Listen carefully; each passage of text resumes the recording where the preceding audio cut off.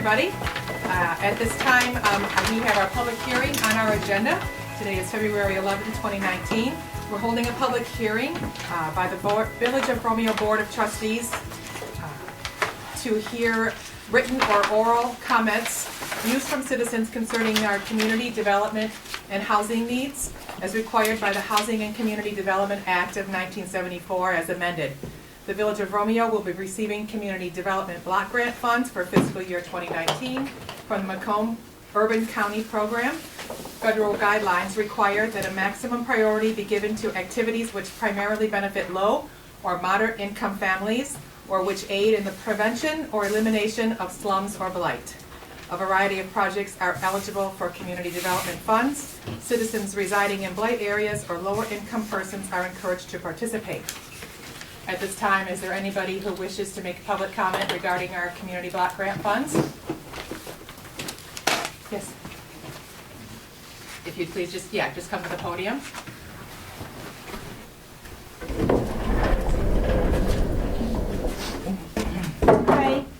Hi, my name is Deanne Elms, and I'm the Director of the Domestic Violence Support Services at Turning Point. And I brought some brochures in case people weren't familiar with our services. Is it okay to pass them around? Absolutely. Sure, absolutely. Thank you. Yeah.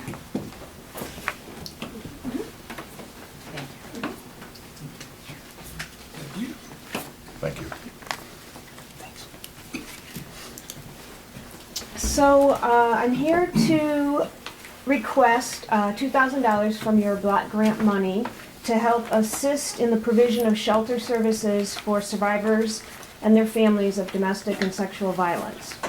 The cost of one person to stay in the shelter for a day is approximately $70. And we did have last year residents of Romeo who used our shelter for 14 bed nights. These funds would be used directly and only to provide support services to these survivors, generally women and their children. For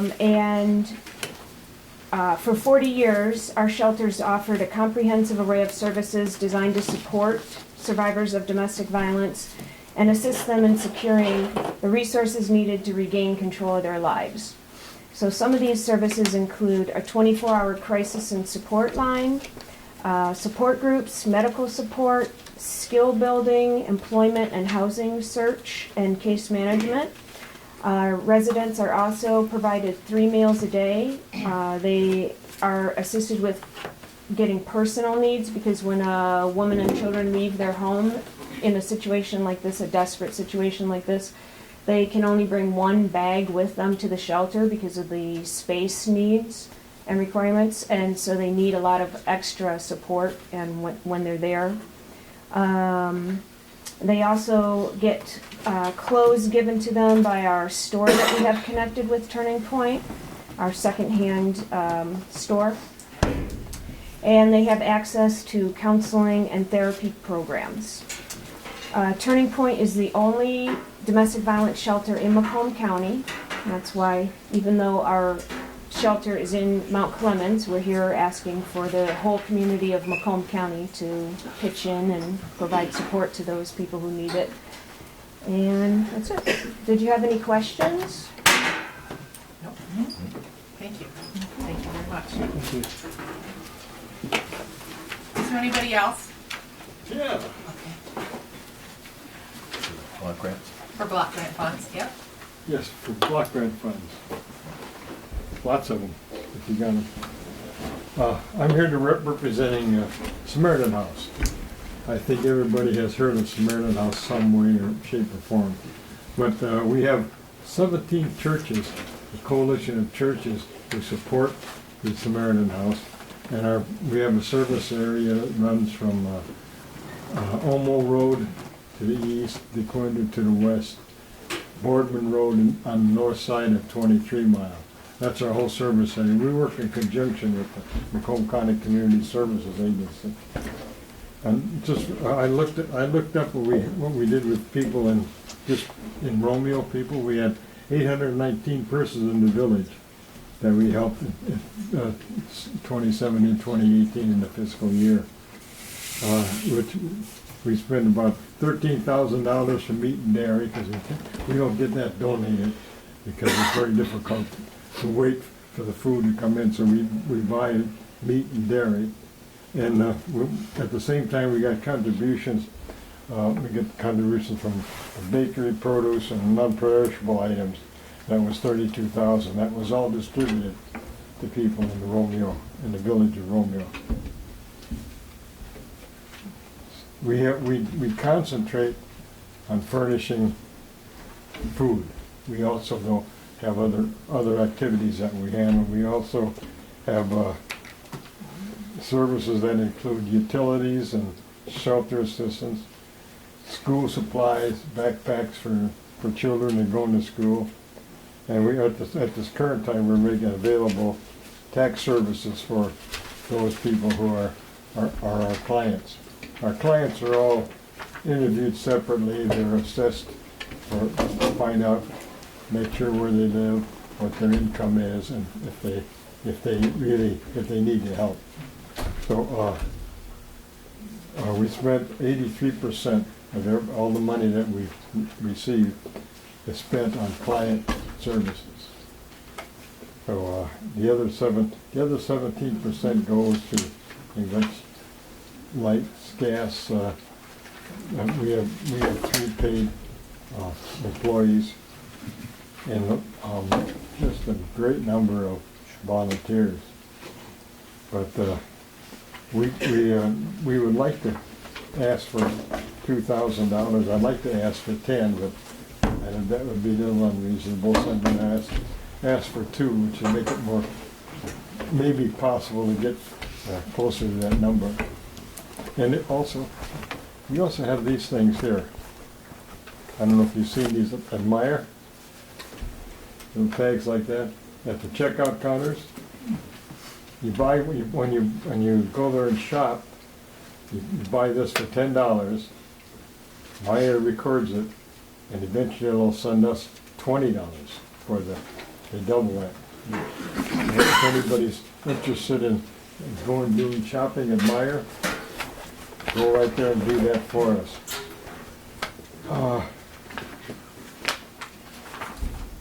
I guess that's about it, but I sure would like to have some money to help us along with the new year. Our number of clients are still increasing, and so whatever you can do for us. We do go to Bruce Township, Washington Township, Ray Township, also asking for funds. So we would like to get the 2,000. Last year I think we got like 400 from Romeo. So if we could get 2,000, that would be great for us. It would help us to help the people, not only in our whole northwest corner of Macomb, but primarily for the Romeo Village residents. Thanks. Thanks, Mr. Rich. Are there any questions? Are there any donations? Thank you. Is there anybody else here to speak on behalf?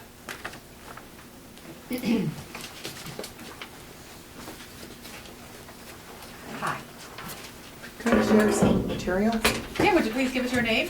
My name is Dory Vasquez Nolan, Okay. and I'm the Executive Director of Care House in Macomb.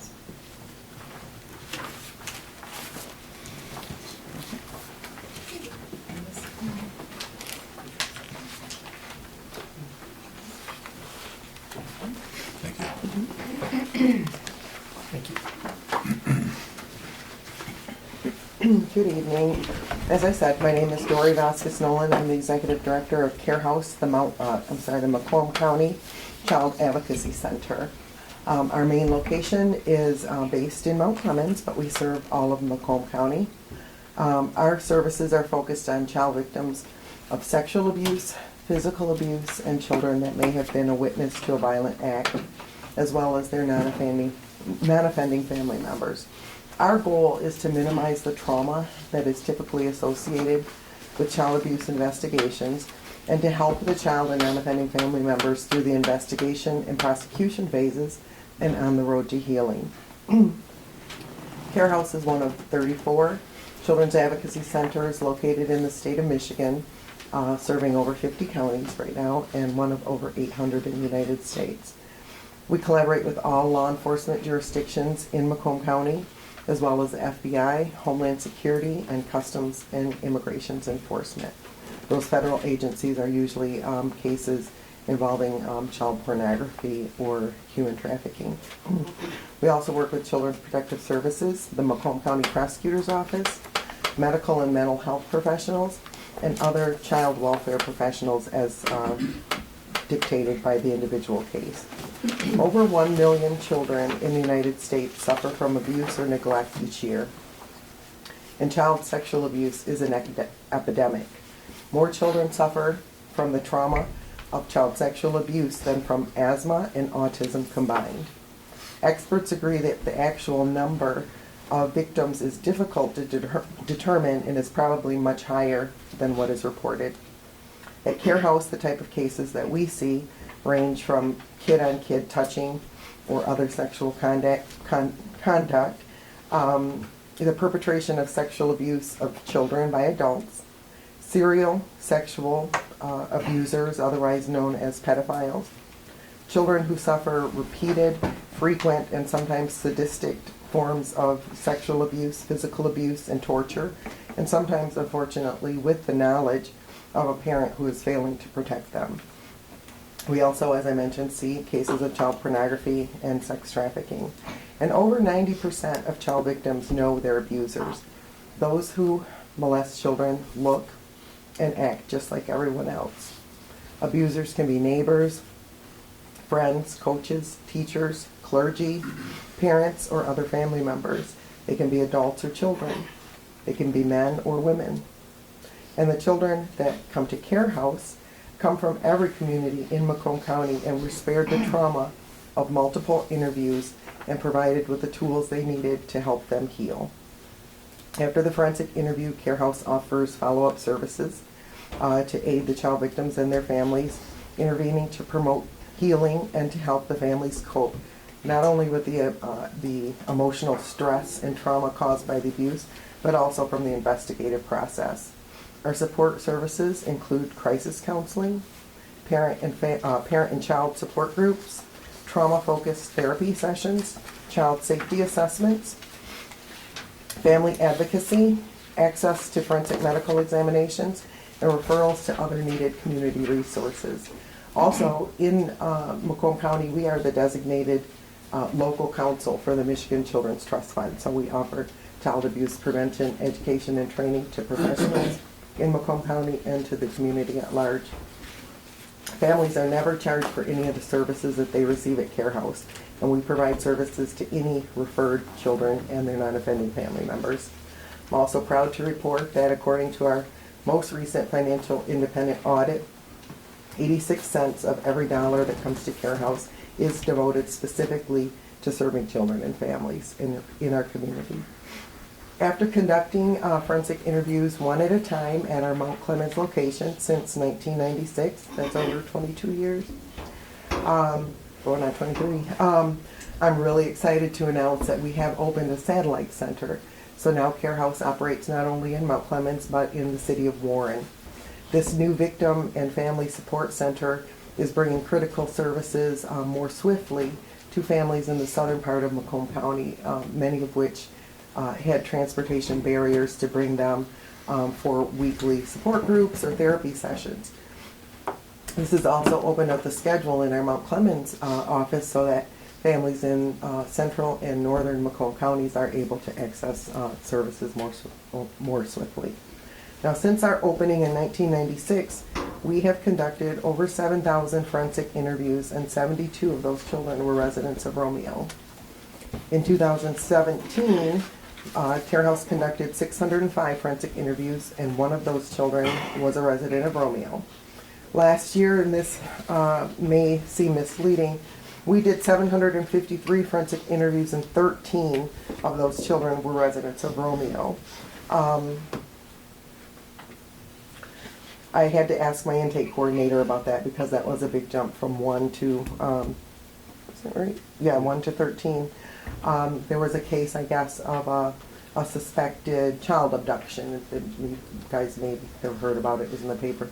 And I think we interviewed 9 children that were part of that allegation, which did turn out to be false. So not all of our cases end, in sad ways or in ways that need any other services other than that we were able to rule out that abuse or something bad had happened, and I'm happy to report in that case that's what it was with those 9 children. We do depend on the support from the community to provide a voice for child victims and a safe place for them to be heard. And we are very grateful for the long-time support we've had from the Village of Romeo. This year we respectfully request consideration in the amount of $1,200 to support services for 2 suspected child victims and their families who would be residents of Romeo. We do invite you to visit our website at www.mccarehouse.org. Follow us on Facebook. I've left you with some information. The first page does detail those numbers so that you can have them quickly. We have a flow chart that kind of lays out what used to happen in the child abuse system before children's advocacy centers existed, and then now on the back is kind of the flow chart that happens with kids here in Macomb County with Care House. Thanks for your time. I'd be happy to answer any questions you have. Any questions? Thank you. Thank you very much. Is there anybody else here who wants to speak on behalf of their nonprofit organization for CDBG funds? All right. We do have an allocation that will be on our agenda later for the requested amounts, so we'll be reviewing that later in our regular board meeting agenda. So at this time, hearing no other input, I'd like to close the public hearing and open the regular Board of Trustees meeting. This evening it is 7:16. Would you all please stand and join me in the Pledge of Allegiance? I pledge allegiance to the flag of the United States of America and to the republic for which it stands, one nation, under God, indivisible, with liberty and justice for all. Roll call. Bartholomew? Here. Edwards? Here. Fowler? Hart? Here. Poznanski? Seidel? Here. President Molzon? Here. At this time, looking for an approval of the minutes from January 14th. I'll make a motion to approve this. Support. Motion by Edwards, support by Hart. Is there any discussion? I do have some questions, please. Okay. Okay, I apologize, they're a little more lengthy. I'm gonna ask for some discussion this time. Without the video and everything, I thought they were lacking, so I have a little extra to add to it. Just off the top, on the first page, on number 2, with the approval for last month's, the changes to last month's minutes. Under the approval of the bills with the amounts, we still need a motion and a support there. Okay.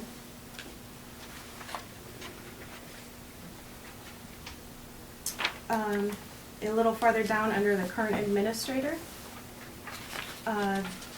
that's not what I specifically asked for. I did go ahead and type it up this time, so I have all of the corrections for you.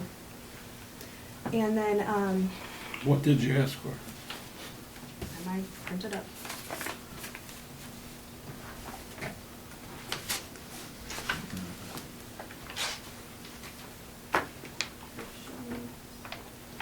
I asked,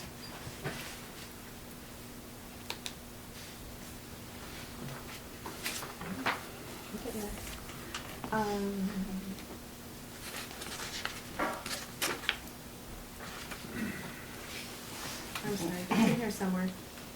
But I do have. My recollection was that you wanted to be stated that the information was not included in the packet, but on the table before the meeting. What I asked, because I even stated the exact time was, I asked Mr. Clark to help me draft this amended language, which you see highlighted in yellow, that I gave to you this evening. I apologize for the language change that it was just presented to you this evening. Mr. Clark and I were unable to get it completed to be included in your packets. I read that, and that is not what the correction states. So I have it all typed up this time so that it will be done. So you're amending the minutes? You want to have that added to the minutes? No, the corrections aren't correct. Okay, so you want to change, this is under G, right? It shouldn't be changed, this just isn't correct. We already voted that we accepted this Okay, last meeting. so are I you know, it's a little changing? confusing. I'm not changing it because it should have already been like this, because we approved this. When I said that, and we all said, yes, that's what we approved. I'm not Again, following. my recollection was that the change you requested was that it noted that the information was not in the packet, but it was on the table before the meeting. That's what I recall, but, And that's what the minutes say, but you're saying the That's a minutes are not synopsis, but I correct? asked specifically for this language to be put in there. This is what I read. The minutes should reflect exactly what I said. Okay, and I don't mean to speak out of this, but normally what you would do is you can add, if you make a correction to what the minutes say, but if I you're gonna already made write this something, correction. if you're gonna write something, you can ask to have that as part, added to the minutes, but not rewriting a whole paragraph and I'm have not it. rewriting. This is what I said. Okay, Are minutes verbatim or are minutes? No, they're not. they are not. Per Robert's Rules of Order, they are not. I mean, They it's are not, it's motion, content. or their motion, action, and then outcome. can we just add that to the minutes and make that part of, just add it to what you have If written you want there? added to it, but this is what I said. Okay, And we approved what I said. Going on, there's missing, I did do a clerk's report correction, and there is no clerk's report correction here. I'm sorry, you did a clerk's report correction? You corrected Catherine's clerk's report? Yeah. I don't recall that happening at all, and it's not necessarily an agenda item. What was your correction that you asked for? Those minutes said Clerk Trapp talked about having talked to Stephen Casson as being reviewed to be a planner for the Village of Romeo to help with planning and zoning. Where what she said was, we have a new planner, a new planner for the village. His name is Steve Casson. So that synopsis is not even what she said. That's misleading. She said, we have a new one. This is his name. And I asked for that correction, Okay. and we approved it. All right, so you don't have the old minutes in front of you. What you have is the minutes from the last meeting. So we can go back and we can amend the meeting minutes from our December meeting. That's the meeting that you're referring to, our December meeting minutes, correct? Yeah. Okay. I don't need, so we can bring them up next month? they don't and we'll- need to be amended. We already amended them. I'm just giving you the proper amendment. Again, I'm sort of at a loss. I apologize for that because the minutes have already been approved. They've already been published. And I suppose we can take a look at what you have typed up there, refer back to Clerk Trapp's notes. She can review her recording of the minute of the meeting and just verify that what you're asking for. I also Yes, asked, correct. at that time, at those corrections, I also asked that all the corrections be stated in the minutes. And that's not stated here. Well, as I mentioned, I don't know if every word has to be written. I'm a little confused. Because Right, you go- typically it doesn't. If you want your paragraph to be stated in a particular manner, that you would submit that in writing and ask for it to be included in Correct. whole to the minutes. Otherwise, the minutes are up to the clerk to draft as the best overall scenario of what occurred during the meeting. Whether or not she's obligated to do it word for word under Robert's Rules of Orders, that is not the I'm proper not arguing protocol. that she didn't do the minutes correct. I'm arguing that this is a correction. And when I'm verbalizing this correction, this is literally what I want the correction to say. And we all voted yes when I spoke. I don't know that that was conveyed, but we will certainly take your written minutes, we will insert it into our December minutes and bring it back for clear review at our next meeting. Or a simple thing would be if you have that written and what you've read, if you want to add that, ask that to be added to the record, and we can add it to last month's meeting minutes, we can do that. It's just the part of the record, so that you can ask to have a letter or anything else put in and attached to the minutes. I only wrote up the minutes. I wrote up my corrections because they were Right. not stated But, correctly. but that would take care of, if anybody wanted to go back and see the minutes, they want to go see what happened 2 years ago, that can be part of the record. And that should satisfy what you're looking for. And I think it's a simple solution. I mean, is that acceptable to Or they you? could be submitted prior to the packets going out also. Anything that I you thought write up, minute corrections were supposed to be corrected here during, they can be submitted prior to the meeting, reviewed, and then the minutes would be handed out to the board. And then reviewed at that time with their packet, if they go out, if that comes before the packet. I was just trying to make it clear so that there wasn't misconception to what I said. So I Okay, so printed you have them it out. typed, okay, So we'll that pass would that be along. clear. Okay, what other questions might you have? Under number 3. Under approval of the bills.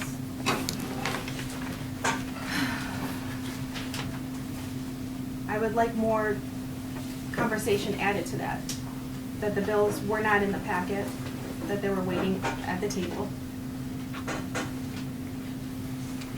What would be the necessity for that, Megan? Well, the bills were at the table. Right. It was a new package that we Right. got. There was a change from the package that was sent out. I'm just making sure I'm understanding. Right. We sent a package out and there were a couple pages where there were differences, so we got a new package of bills. In front of you, But correct. So your bills. 97.5% of them were the same as the original package, Mhm. correct? No, they were missing $470,000. But, so we had the new pages. Right, you had it in front of you when you came to the meeting. Yeah, I get it. We I'm the reviewed amount it of- all. Right, we reviewed it all. We made a motion to approve the bills that were in front of you. I So- don't know that it affects the outcome. What Well, if it I- says that they were in the packet or they were on the table in front of you? There's no problem with all the conversation of your report and Clerk Trapp's report and Those are just adding more reports. conversation in here, but when I ask for the conversation to be had about the bills, you don't want conversation there. I don't believe that it affects the outcome of the vote, whether you got them prior to the meeting or whether you had them in your packet. That's my argument. That I'm not denying what you're saying is not true. They were on the table in front of you because they were in error, not included within your packet.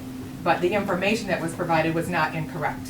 The process of voting and approving those minutes, or those bills, is the same, whether we say in the meeting minutes that they were in your packet or not, is irrelevant. I don't believe that's irrelevant, and I'm asking that a note be added that the bills were not in our packets, but were waiting for us at the table. So if each of us asked a question about any particular bill you would want, Yes? if the question was, what do we do for Jones Tree Service, and they said, cut down a tree on Minot, you would want that in the minutes? Yes? That And that's would what be Not a- mandatory for the minutes. I'm not So saying what it's you would be able- mandatory, I'm making a request. Yeah. Because I'm yes, asking for going clarification. further, I would like that I asked about the CES check, that I asked about the Mitt TV rent payment, that I asked about the fall cleanup, and I asked about the 2 checks that were missing.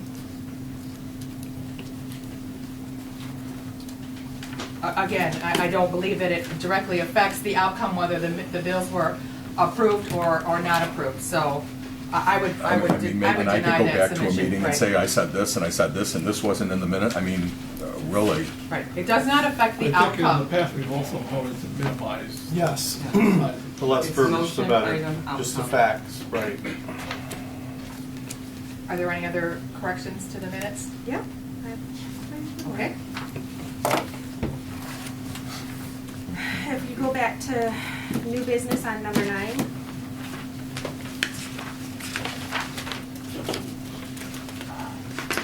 Under C, annual appointments, something just smaller, under the first and the second motion, it doesn't say whether it's carried or not.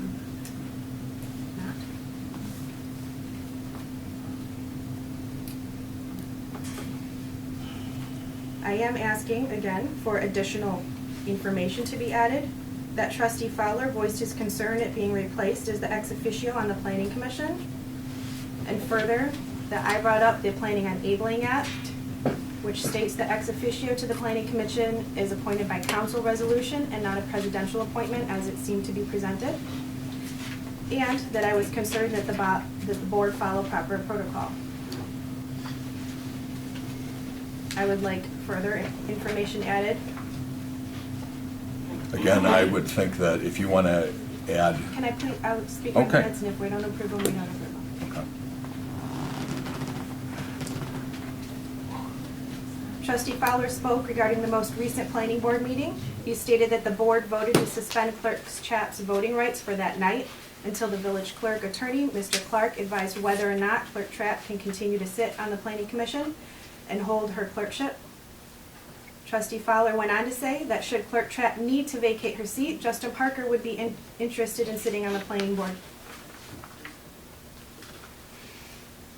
And again, we're not obligated to put that detail in here. This is the motion, this is the agenda item, this is the vote.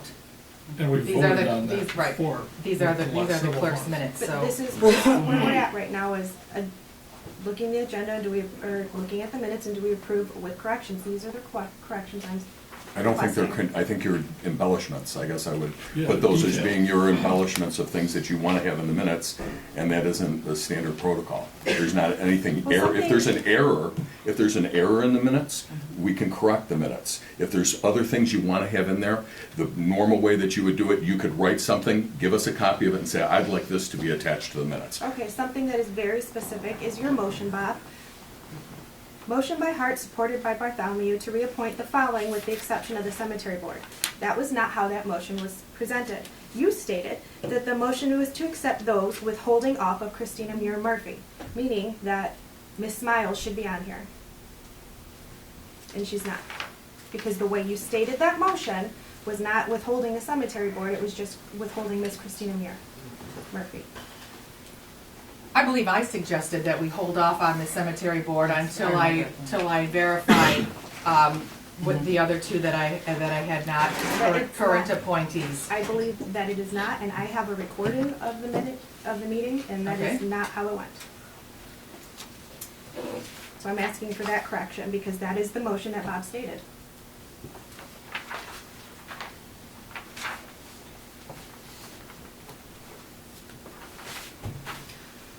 Do you agree with that? I'm honestly, I'm, is there anything So else? what material does that change? Right. It's as far as what did we appoint to the cemetery board? It was a one. Diane Smiles was Right. included in that list. Right.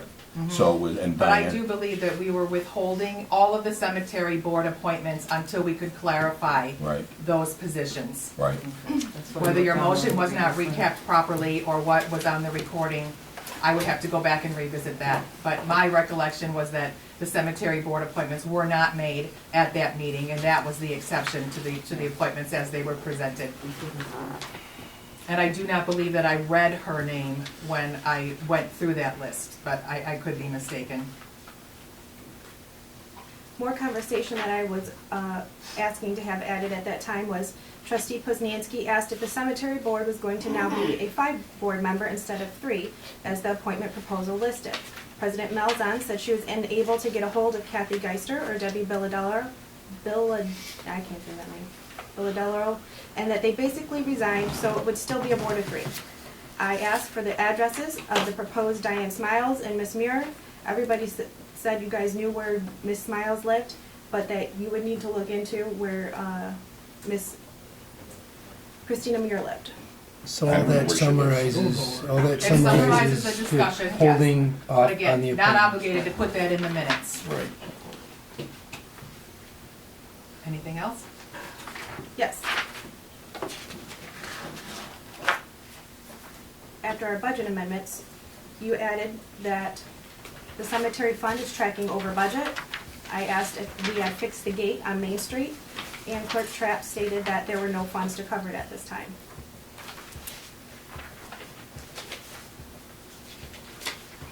I thought it would be good to put in there before we entered closed session that Ms. Heidelbright came in and spoke and apologized for the miscommunication of not having her video in here. Again, Megan, that's not your call to write the minutes. It isn't.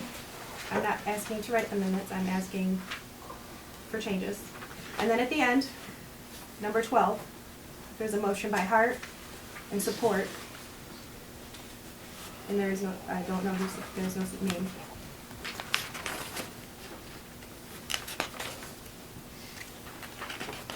I'm sorry, I'm talking about number 14, the motion by Bartholomew, support by Edwards to adjourn the meeting. No, number 12. 12. Number 12. Previous page. Okay, I don't, the support there is missing a name.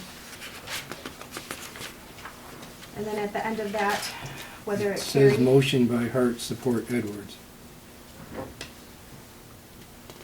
Number on 12. number 12, Yeah. Motion by Hart, support Edwards, right? to have Attorney Mark Clark accompany. Yeah, Edwards. And it does not state whether the motion carries or fails. The second motion, Although it does have the yeas and the nays, with an abstain. I'm just asking that our minutes follow, all the other ones say whether they pass or fail, just Okay. keep in uniform. And then the second motion only has 5 names listed, and all 7 of us were here, so there's 2 votes missing there. For which one? Still on number 12, just the Bottom of second 12. motion. The second one that was made by Hart and supported by Edwards. The first one does not have support.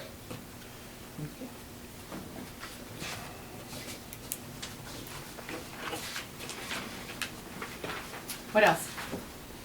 That is it. Those are my requests. Okay. We have a motion on the table by Edwards, support by Hart. What as far as the changes, now here you're missing a vote, right? On number 12, Yes. we're missing a name that's on there, so Yes. there's a correction there. Yep. Okay, so we need to correct that. What other correction do we have? We have a correction. Well, I agree that it should say motion carried, motion not carried. I mean, Right. that So we can have helps us that. follow that. So we correct 12. And number 9, C on number 9, she asked for a motion carried to be added. Actually, the bottom of 12 is 2 names missing. I The think. votes are there, yes, okay. So we'll add the 2 missing names. Okay. So There are 2 corrections. it's your motion. I if you guess wanna I would amend it. support that with those changes, but I can't support The all that corrections. detail. With Okay, those 2 otherwise it's corrections, no and I'll book. support. Okay. I just felt that this, because last meeting we did not have the video recording, I felt like we needed more conversation in there.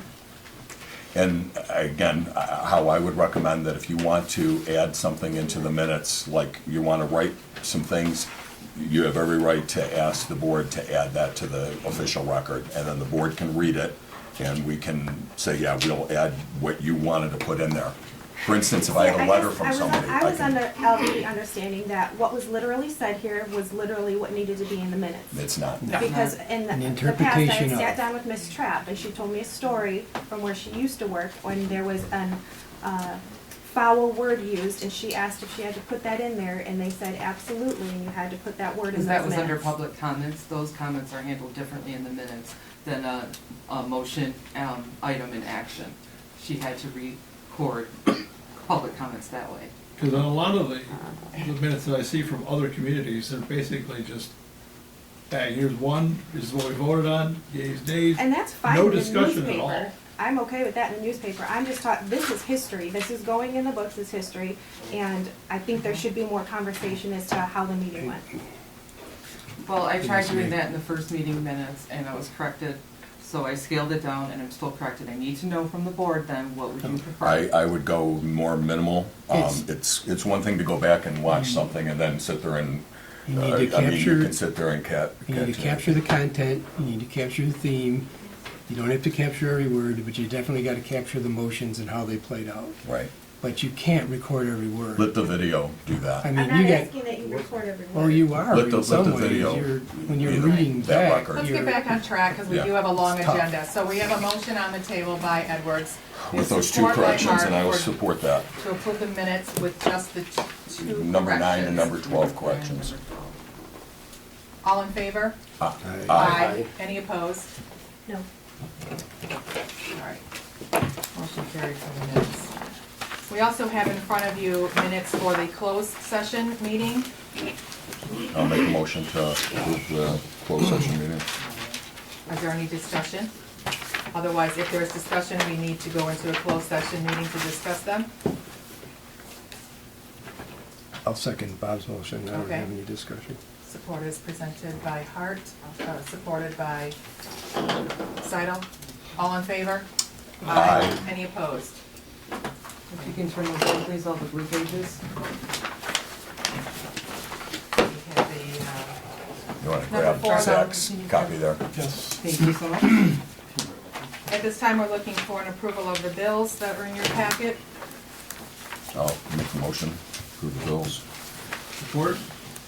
Motion by Hart, support by Edwards. Any discussion? I do have some questions. Hart, support by Edwards. Yes. Just right at the top, on the invoice approval, there's 2 registrations for MML. I was wondering, was that the class that you guys went to, or why do we have 2 of the same? So you're looking at the council bills? Or you're No, looking at the the, invoice approval list, fund report, council bills.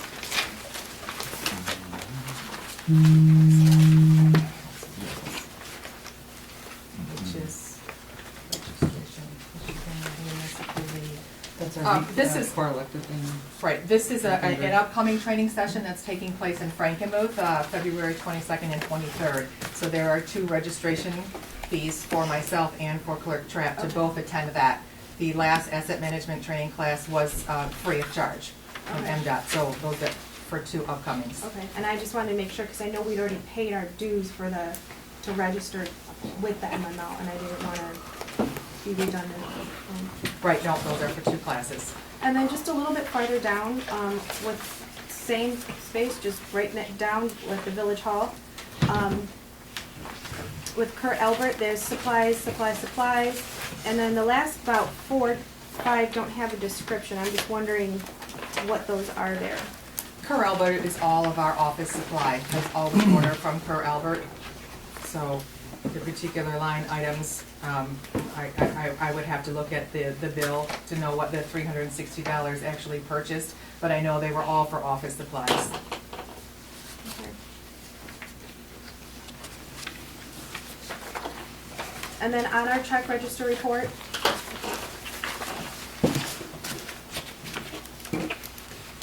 there's a check to Miss Christine Malzahn for office supplies. I'm wondering what office supplies need to be purchased at the Office Max as opposed to through them. We needed 2 bookcases purchased, and it was prior to the new clerk's credit card arriving. So we went down to Office Max because instead of $800 for 2 bookcases, we were able to purchase them for the $200, $110 a piece, I believe.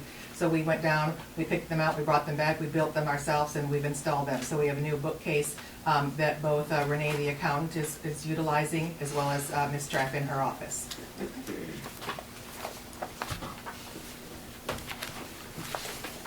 Any other questions on the bills?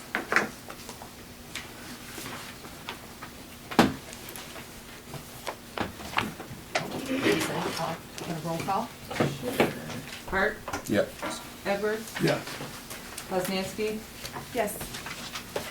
Bartholomew, Yes. Segal, Yes. President Malzahn. Yes. Motion carried. At this time, we have approval of the agenda. Are there any additions or deletions to the agenda as it stands? I'll make a motion to approve the agenda as written. Motion by Support. Hart, support by Bartholomew. I'm wondering why there was a bit of a change to the agenda with my name placed after the items that I asked for and then the no documentation asterisk. Well, one, we thought that last month you questioned whether or not there was any information included in the packet. You had made some inquiries to the Village Hall as to why you didn't see anything. So we thought for an ease of documentation, we would just include that asterisk that said there was no documentation included in case anybody else questioned that. It's there for the So- Mitt TV as well. Yeah. Right, yes, it's not just your 2 mine. items. I'm just Right. wondering why the adjustment was made Mhm. and then why my name is specifically next to the ones I requested. Because you requested them and they weren't normal courses of business that I would have any information for, so. I just I thought don't know we if didn't anybody make, else saw I the thought we email. didn't make adjustments to the agenda without approval of how we were writing our agenda. The agenda, you asked to have the items added. Whether or not your name is there next to the agenda item doesn't reflect how the agenda flows at all. So it's a Well, I'm courtesy just for everybody wondering to understand. Who requested all the other ones? I did. And- Right, and- or the and clerk. Trapp did in performance of our duties. If And- anybody else, So this will only be added when a trustee asks? yes. The agenda is developed before the meeting, and it's developed by Thursday so that everybody can have it. I And, know how things work, Bob. well, okay, then there's your answer. So, There's, then, So I just want to make sure, is this going forward, this is how we will do this? If you would like that, to make that a policy, we can certainly draft a policy we that talk would about the say asterisk? who requested the agenda item. No, that's kind of what I'm saying, though, is that there isn't a policy, yet you did it specifically to me, and now that I'm asking, is this going to go forward and apply to all of the trustees, you're telling me we need a policy? We've had my name after agenda items. There's been ones where it said Hart because I was gonna discuss it. I think it's just a matter of one clerk does it one way, another clerk did it another way, another clerk does it, that's their own. Which is fine, and that's why we I don't think changed there's any the kind of flow hidden of the agenda here or agenda anything like I don't that. think at that there's, first meeting. there's no policy required. There's If I no requested, policy put my name required. behind it. I If don't that's the care. way Ms. Trapp takes, puts them in, That's- Put my name. that's, 'Cause at least then you can Identifying go, you required it. then you can go Requested back it. and figure out who requested it, because they should be the one with the information. Right. So I don't think we need to write a policy, I agree, put our names behind it. That's what, I'm just making sure going forward, is this how we're going to do this? So you're the only, other than Christine and Catherine, right? That's what I'm saying, is, other than them, when a trustee asks, it's going to say our name. it never Okay, has fine. been passed, but sure it can. I mean, it's no policy. And my needs name's to be been voted on, my name's been on there before. I don't have a problem. Usually it's brought up as it's read, they'll point out which trustee brought it up and would you care to speak on Why it's on there. Any other additions or deletions to the agenda? All in favor? Aye. Wait, do we have a motion to? We had- Yeah, Okay, sorry, I got distracted. All in favor then? Aye. Any opposed? All right. Let's move on. All right. We have correspondences. I just wanted to know, in the back of your packet, there was a correspondence that I received from a Cynthia Blymaster. I apologize, I couldn't quite read her name, so I may have transposed a couple of letters, but basically she was asking for Brook Street, and the neighbors were requesting that to be repaved and resurfaced. So if you hadn't had a chance to read her letter, it is included in the correspondence in the back of the packet. Number 7 on our agenda tonight is for public forum. This time it's for agenda items only. Is there anybody in the public that wishes to address this board regarding any agenda items? Mr. Risch?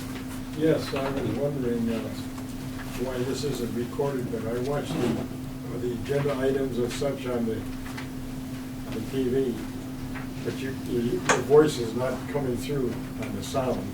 And you should have microphones in front of you so that people can hear what the hell you're saying. I just sat here for half an hour, I have no idea what the hell you were talking about.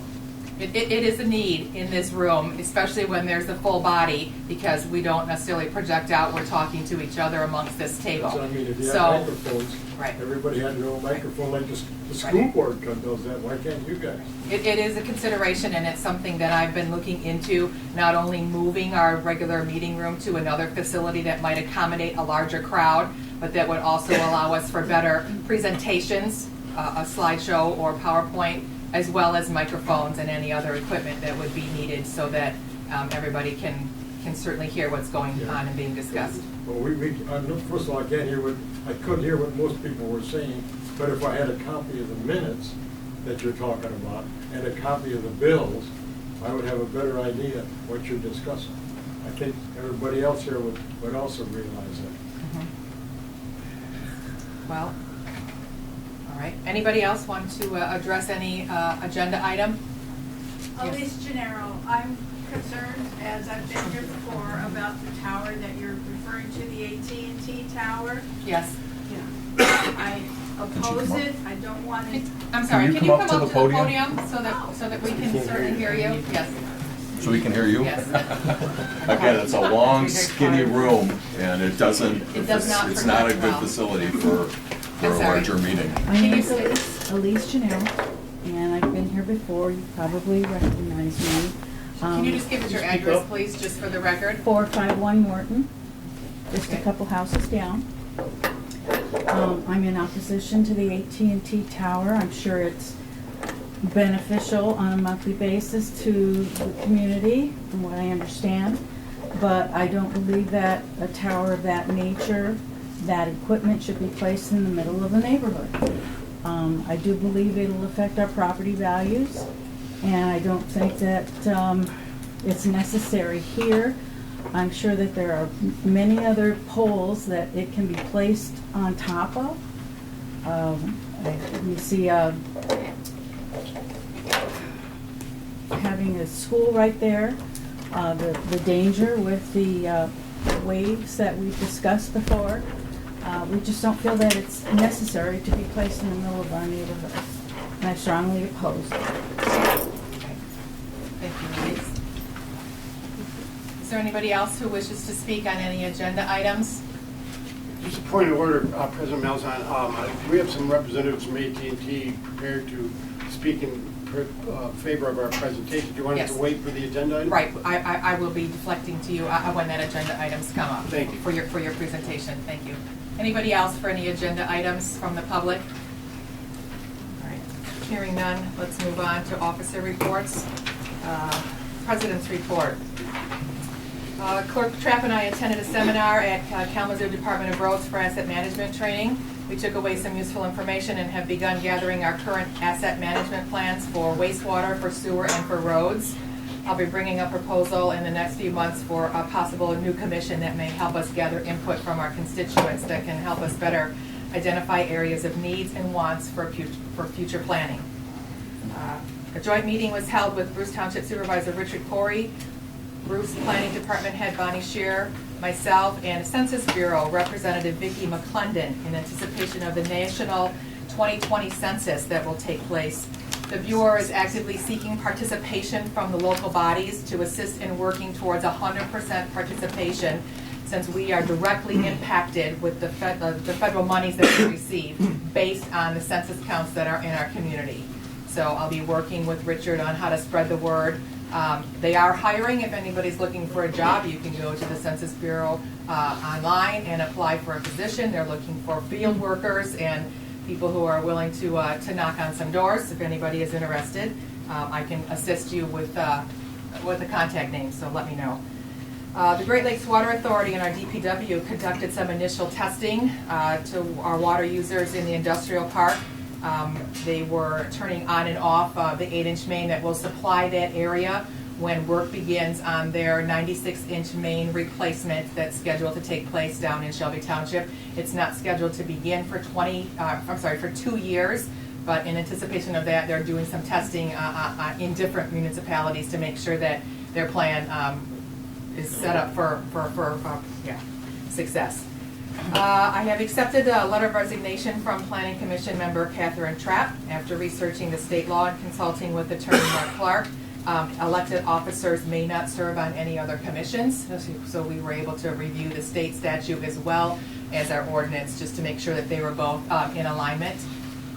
So it's unfortunate for the Planning Commission, but I have accepted her letter of resignation officially. I attended the DDA board meeting last Monday. The board and their director, Lisa Hall, are working on several projects, including purchasing new benches for our central business district. They're refreshing our trash cans with the rust removal and applying fresh powder coating, so that should be an improvement in our central business district. We also discussed updating some of the old language and uses permitted in our central business district ordinances. Some members would like to see some updates to that ordinance. No action was taken. Quick question on the garbage. They aren't gonna do the art stuff then? They're gonna powder coat them and paint them? Still up for debate. Okay, Yes. Still up for debate, okay. Yes. We We're trying to digress. facilitate how that would actually happen with somebody picking up and doing the powder coating and then where to put them, and would they come and paint in one area? Do they have to go to the school, or do we have a Okay. I facility thought it that was a can quick house them? question. Okay, Yeah, we're no. not- So we're still looking at all that. You Yes. figure it out. The Village Hall has received multiple complaints about parking issues. As always, parking is probably a noted problem in our downtown, especially the area that surrounds the Village Park. That area is posted for a 3-hour parking limit, and our local police department will begin enforcing that. So just a heads up around the park area so that people can come in and out, hopefully for quick visits to a local business or restaurant for lunch and find adequate parking. Clerk Trapp and I attended the Samaritan House Pasta and Chicken Dinner fundraiser. It was a very nice event. I encourage everyone to continue supporting that worthy local organization, as Mr. Rich came out. We were sold out too. Thank you for the invitation. I'm reminding all business and homeowners that it is your responsibility to keep sidewalks and driveways clear of snow. Within a 24-hour period of a snow event, it is your requirement to remove any hazards. So please make sure that you take care of that in a timely manner. And I continue to meet with department heads and office staff on a daily basis to address issues as they arise. That is my report for February, excuse me. Okay, for my clerk's report, January 17th, I attended a meeting at Lenox Township that was put on by the Macomb County Department of Public Works. The purpose of the meeting was to start a discussion on what the county would like to develop as being a wastewater master plan. Representatives from the northernmost communities in Macomb County were there. The engineering firm Fishbeck, Thompson, Carr, and Huber gave a presentation on what a wastewater master plan could be, and we're very interested in feedback from the communities that were present. The plan is just starting its talking stages, so more meetings are to come. Friday, January 18th, our staff assistant Cindy Wilson and I had a meeting with the Bruce Township Assessing Department and their supervisor Richard Corey. Bruce Township invited us to come and talk about how the village and Bruce's assessing will work together with some changes that are coming from the state of Michigan for assessors and our building department's role in their assessing department. We were then given a demonstration on how BS&A assessing software works. Monday, January 22nd, I participated in a conference call along with our auditor, Paul Bailey, with the company S&P Global Ratings out of New York City. Prior to the conference call, I was given a list of 20 finance and audit questions to better prepare for the call. I reviewed all of these questions with Paul Bailey of Stewart, Viva, and Whipple. The discussion with S&P was necessary in order for the village to receive our rating. Happy to report that our rating has gone from an A+ to an AA-. A copy of the letter of our rating has been included in your packet. As President Milzahn mentioned, her and I attended the Transportation Asset Management Training on Wednesday, January 23rd in Kalamazoo. It was very helpful to hear how other communities address their roads and the road repair issues. Wednesday, January 30th, representatives from Hubbell, Roth, and Clark, along with Tim Metz of DPW, Al Lapierre of Wastewater Treatment Plant, and President Milzahn all gathered to discuss the progress being made with our SAW grant. The grant ends in November of this year, so we wanted to make sure we were on track with projects that are in progress. Thursday, January 31st, I attended 3 different consolidated plan workshops that were presented by Macomb County Action Community Development.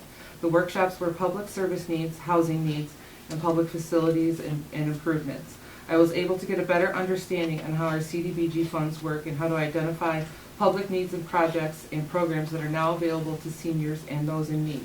I was given a list of a directory of services throughout Macomb County and other programs Macomb County Action Community Development can help out residents with. Tuesday, February 4th, President Milzahn, Cindy Wilson, and I met with the Planning and Economic Development Department from Macomb County here at the village office. More will be discussed during that agenda item. February 7th, I attended the Planning Commission meeting as part of the public forum. My main purpose for attending the meeting was to inform the board members about the scholarship opportunity of attending the MSU Extension Citizen Planner Program. One scholarship for the course has been awarded to every community, and I have asked the board if there was any interest in going. Interested members have approached me, and after I confirmed with the chair of the Planning Commission, we will get them registered as the scholarship recipient. And then Friday, on February 8th, I had an impromptu meeting with YSI Yard Services, Inc., to talk about having them work on our cemetery foundations. 8 families had paid for their foundations in the fall of 2018 in hopes of having them done for their headstones by Veterans Day. That did not happen. Those 8 families are still waiting for their foundations to be complete. YSI is able to get those done in many kinds of weather climates. I will be working with YSI to get those 8 foundations done by the end of March. That is my report. Thank you. Yeah, no. Right? Crazy month. Crazy month. Our treasurer report is next. Sherry Maddox. Thank you. Hello. My report will be brief. I just want to say that I received the documentation from the prior treasurer, so our 2018 taxes have been settled. I also was able to settle out with the DDA for 2017 and 18, and then also 2018 and 19, and I want to really just thank Carol Humphrey. She worked with me and her assistance in getting that process and handled, and everything has been, all the checks have been transferred back and forth. Also, just a reminder that the water bills are due, and we're in the process of updating how we process water bills, and we're going to actually be scanning the water bill relatively quickly, so therefore the processing time will be more efficient. So those in the past who may have issued the water bills are going to be processed promptly. Also, I'm going to be excited to announce that our website is up and running. Catherine's been doing a great job on that, and we're going to be able to relatively soon to be able to process credit card water bills online and also taxes. And that will complete my report, and it's been a good journey so far. Every day gets better. Thank you. Thank you, Sherry. And her window's still open. Yes. If anybody needs to come and see her in the Village Hall. Any trustee reports at this time? Mr. Seidel? The one thing I can just, it's, because it's not on the agenda to discuss, but with moving ahead with the sidewalk project, I did reach out, as I discussed last month's meeting, to Mr. Jay Foltz. I forwarded him the information that I had received back in 2017 from Sterling Heights, and he had told me he couldn't look at it in January, but February he did respond back with a couple comments. He liked their overall way that they kind of put together the proposal. So what I would like to do is schedule a time. I called Sterling Heights. I talked to Dean Martindale, who's one of the two people that are the engineers over in Sterling Heights. I asked him if there was any update as far as their proposal. That really hadn't changed, and their bid contract from 2017 really didn't need to be updated. So we have current information, but I can just tell you, so helpful as far as willingness to work with us and communicate, and help us get our program going. So we'll get the sidewalk committee together, and I have Jay kind of help as a consultant because he's in the business. All right. Great. Anybody else? Mr. Edwards? No. Nothing? Mr. Bartholomew? No. Ms. Poznanski? I do, yes. Okay. I wanted to report that I did look into those 2 missing checks from last month, and was informed that they're voided, and I have copies of them. However, my question about them is that they're blank. I don't know that in general you void blank checks, so I'm just wondering why we voided blank checks. You would have to ask the accountants their process, because sometimes they've explained that checks print, and it just takes 2 pages at a time, so the second page would. They go through a printer, right? Yes. So if they came out of a printer and they couldn't be fed in individually, that would be one explanation. So ask Some them. accounts, well, some accounts take 2 pages. Well, but- sometimes too, the check number is used as a bill placement where a check physically isn't printed, but they need a check number in the register to account for that payment. So the check itself may not have been printed, but I can certainly ask them why the check is blank if you want clarification on that. But that did account for the 2 voided check Yeah. numbers that you inquired about.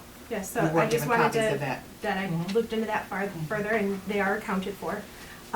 Then I would also, wondering on the news with the cemetery board, did you look into where Miss Mira's address is, and is she able to sit on it? I believe I had a conversation with her, yes.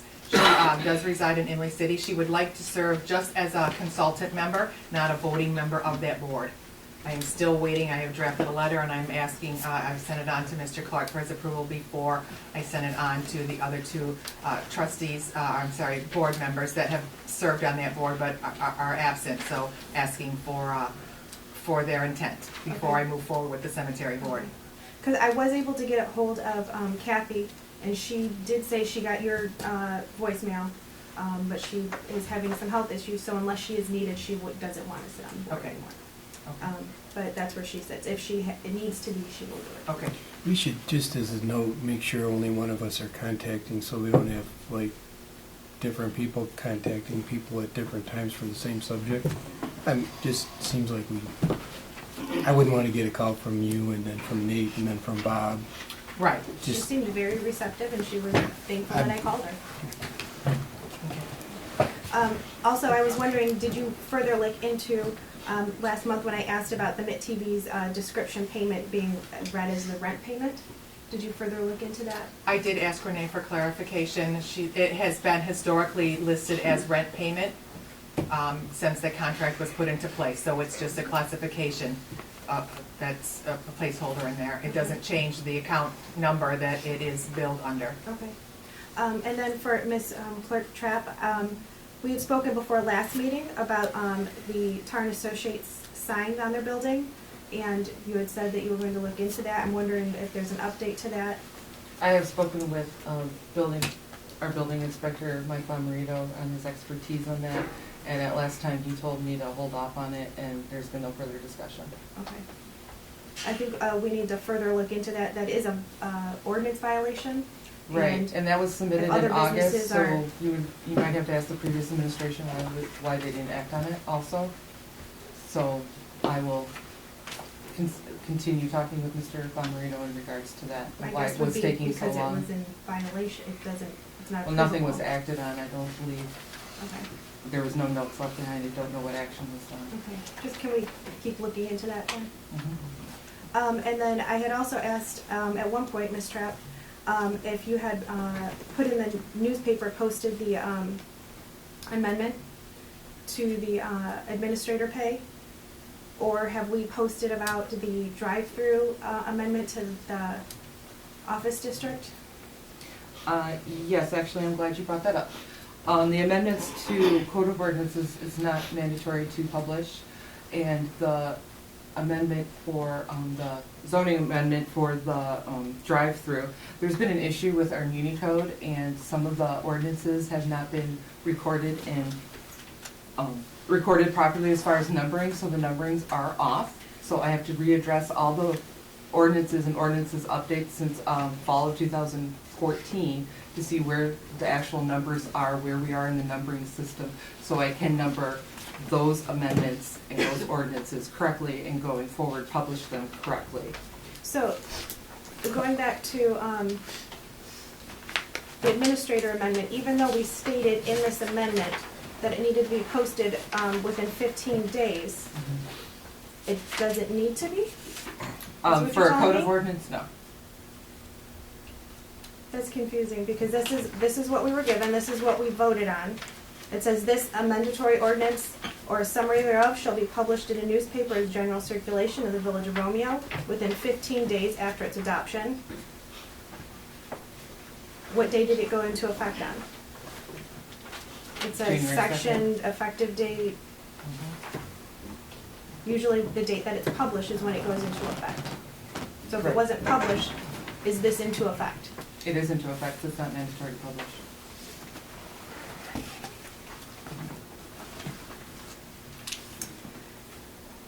The clarity, the fact that this wasn't brought up and then we're not even publishing it, I think that's just not right to the public at all. Anything else for your trustee report? Yes, I received a letter, that I would like, we all have copies, everybody got one.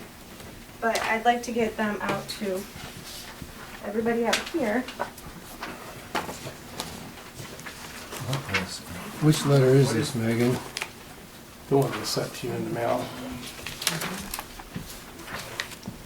It's not in our packet. She's handing it out right now. Yeah, I got it, my actual name.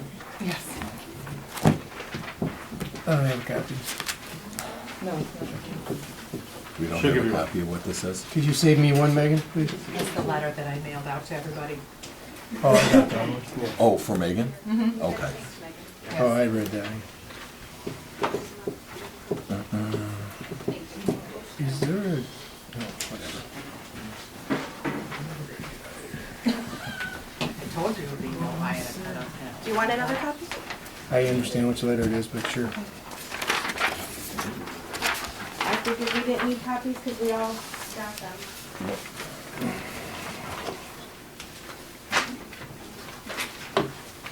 But I did want to take a minute to sit and read this. This is the exact letter I got. I did, however, redact my address out of it. Miss Megan Poznansky, Village of Romeo trustee. Dear Miss Poznansky, as a follow-up to our conversation on Thursday, January 17th, 2019, I am providing you with this written correspondence for your compliance and procedures for documentation/information requests. I understand that as a village trustee, you are entitled to request information and/or documentation that may assist you in the performance of your elected duties.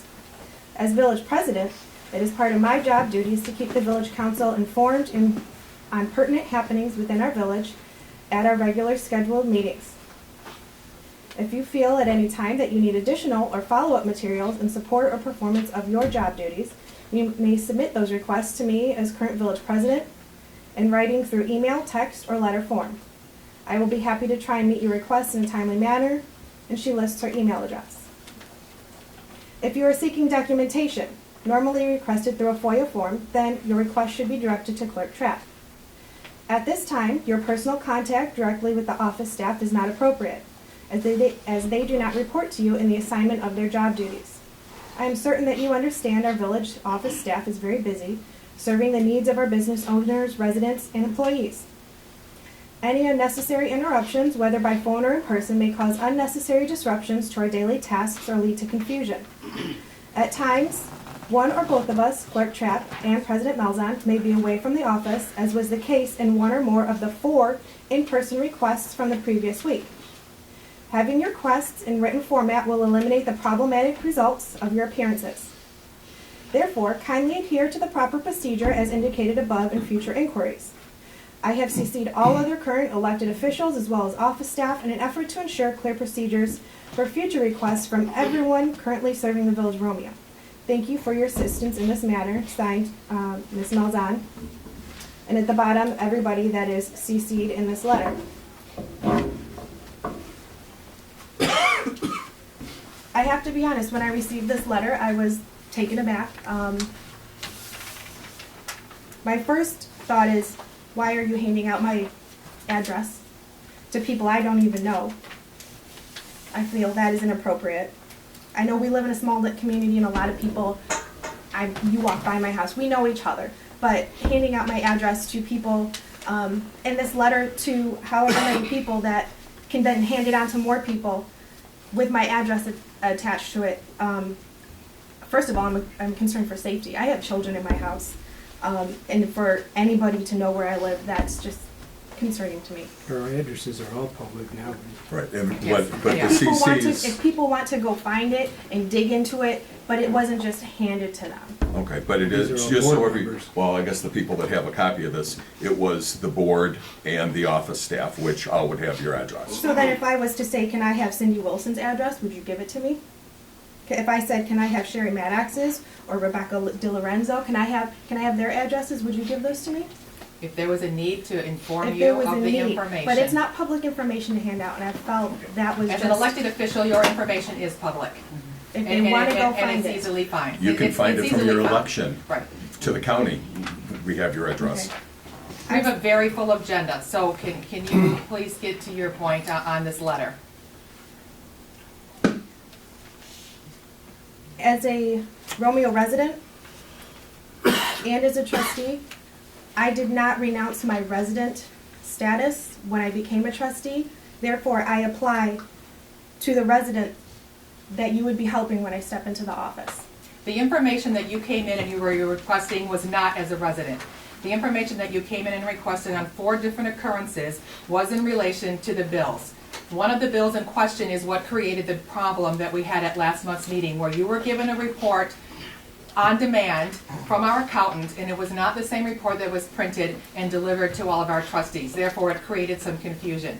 Megan, I took it upon myself to personally call you in the middle of a family emergency when I was not even in town to alert you that there was some problems and some concerns regarding the staff at the village office. They were not sure what directive to give to you, and I said, listen, this is my responsibility. I relayed that to you by phone. The very next day, you went into the village hall and you made another request, thus prompting me to put this in writing and let everybody know that it is simply not appropriate to direct the staff efforts. They do not report to you, they report to Clerk Trapp, and they also work as an assistant to me in the direction I'm wondering of my duties. If you could tell me these 4 times in 1 week that I came in, and what did I ask for? You asked for a copy of the voided checks, you asked for a copy of the bills, you asked for a copy of some minutes, and I don't remember what the 4th one was off the top of my head. But there were 4 different visits when you came in and you requested information. The staff they want to make everybody happy, but at the same time, they're performing their own duties. Rebecca is new in her duties. She's been on the staff for less than 2 weeks. And she was unclear what you even needed for the voided checks. So had you come to me or come to Clerk Trapp in writing, we would have been able to get that information in a less stressful manner to her. That's all I was asking for you, to please just understand that when you need information, I'm more than happy to get it to you. I understand that it is my duty as village president to do that, or Clerk Trapp if it's, again, a FOIA-able bit of information that you're seeking. Well, first of all, I did not come into the office 4 times. I can't even get anywhere 4 times in 1 week. So to say that I came in 4 times and disrupted the staff, I came in seeking council bills that were not in my packet. I felt that that was appropriate to walk in my village hall and say, can I have the council bills that should have been in my packet? And then the second time that I came in, I asked for minute books. I was handed minute books and I sat down and read them. Because in that conversation that we had, I told you I was concerned about the bills and that we did not approve them all. And you told me when you came back to town, we would sit down and go over that. We still have not sat down to go over that. You have not contacted me whatsoever. So to say that I can contact you and get my requests promptly answered, you just gave me a great example of what will happen. Well, I would disagree with that. It does say in a timely manner. We went over the bills, you came in, you picked up a copy of the 2 voided checks. I waited on you in person when you paid your water bill. We did not go over the bills. We went over the bills at the meeting. If there were further questions to the bills, then I am not aware that you had further questions to the and I told you in that phone bills. conversation after the meeting, I had concerns, and you said I do we not would sit recall down. part of that conversation. But again, this sounds like it's more of a personal debate between you and I, not board matters. We have a full agenda. Is there any other information that you need to share that's pertinent to your duties as trustee? I feel that this is not pertinent to your duties as village president. It absolutely is, That 100%. you do not have authority to tell me as a Romeo It was their resident request. that I cannot come in and ask for something. It was the staff's request that they asked that they go through me and President Malzahn, not have the trustees go after them because they were very shooken up and not understanding what you were asking for, and they did come to me afterwards and ask if that could be stopped. So they were complaining to you? Yes, You yes. just told me when I asked. It's a well-written for- letter. I misspoke. I will I thought it was correct very that. When I professional. asked about a bill and you Can told we me to table go this? ask. I will correct that. Absolutely. This is just not I misspoke. appropriate. Unbelievable. This is We not need a to- trustee We have report. AT&T folks, we have a Yes, lot of people absolutely. here. But I'm Please. giving her a minute because it is her report. So is there any additional information that you wish to convey to us? No, ma'am. Thank you. Moving on then, we have committee reports, fire and ALS. Received some documents for fire and ALS. I did pass that information, forwarded that on to Ms. Poznanski. Her and I both need to set a meeting date. I have received a request from Richard Corey to schedule another meeting date, so I'll be working on that this week. Did you CC me on that? With the fire and ALS, yes, I certainly can. There were some reports and some documentation that Ms. Poznanski requested. Oh, that's fine. But I have that, yes. For the meeting, Oh, for the meeting, I sure will. I can't make a lot of them, but I'd like to try. Okay. We have the Armada Sewer Subcommittee that's, again, I have received several requests for documentation from the trustees of Armada Township. I have CC'd you both on that and passed that information back onto them. They are in the process of getting a rate study done, so there's really no further action for the subcommittee to take at this time. I talked to Jim and he thanked you and he got everything he needed from Yes. you. Moving on to unfinished business. We have item agenda number A, our audit deficiencies, the quarterly review and budget amendment policy. In your packet, I provided you with a copy of the second notification that I received from the state of Michigan that there were some audit deficiencies found in our report. They were asking for a corrective action plan to be submitted. They gave me a follow-up date of February 6th, which obviously has passed. So I worked in conjunction with our consultant, Mr. James Petrino. We drafted this policy, and I would look for a resolution for council to accept the policy for amendment and budget. But basically, what we did the same thing last month. We reviewed the budget. I met with the department heads. I'm going to make quarterly suggestions so that we can amend the budget on a quarterly basis, and that should help prevent any audit deficiencies that reflect any overspending throughout the fiscal year. Yep, no, that's I did go ahead and submit this corrective action plan to the state of Michigan pending that February 6th deadline. Okay. Do you want a motion for that then? I do. Okay, I'll make a motion to adopt the quarterly review and budget amendment policy. Motion by Hart, Support. support by Edwards. All in favor? Aye. Any opposed? Motion carries. We have some documentation, item number B, for the annexation of the Ray Township properties. It was a request by Chet Zahoski, Corinne Zahoski, Jan. This was been reviewed by our attorney, Mark Clark. I have, Catherine and I both have worked with the leadership in Ray Township because they want us to basically assume the cemetery that's there. My initial concern was, well, I don't want to take on another cemetery. I know what a workload it is for our cemetery section clerk Track to maintain the cemetery that we have. Not only the financial liability, but the workload and the responsibility of keeping all of their documentation safe. I conferred with Mr. Clark, who said, you don't have to accept the cemetery as part of the deal. Then I had follow-up conversations with Chet, who said, I don't want the cemetery, because I said, well, we'll just give him the cemetery. He can care for it if he wants us to annex his property. Then a follow-up phone call with Joe Zarzinski, the Ray Township supervisor, and he said, if you don't take the cemetery, then we're not gonna approve this annexation.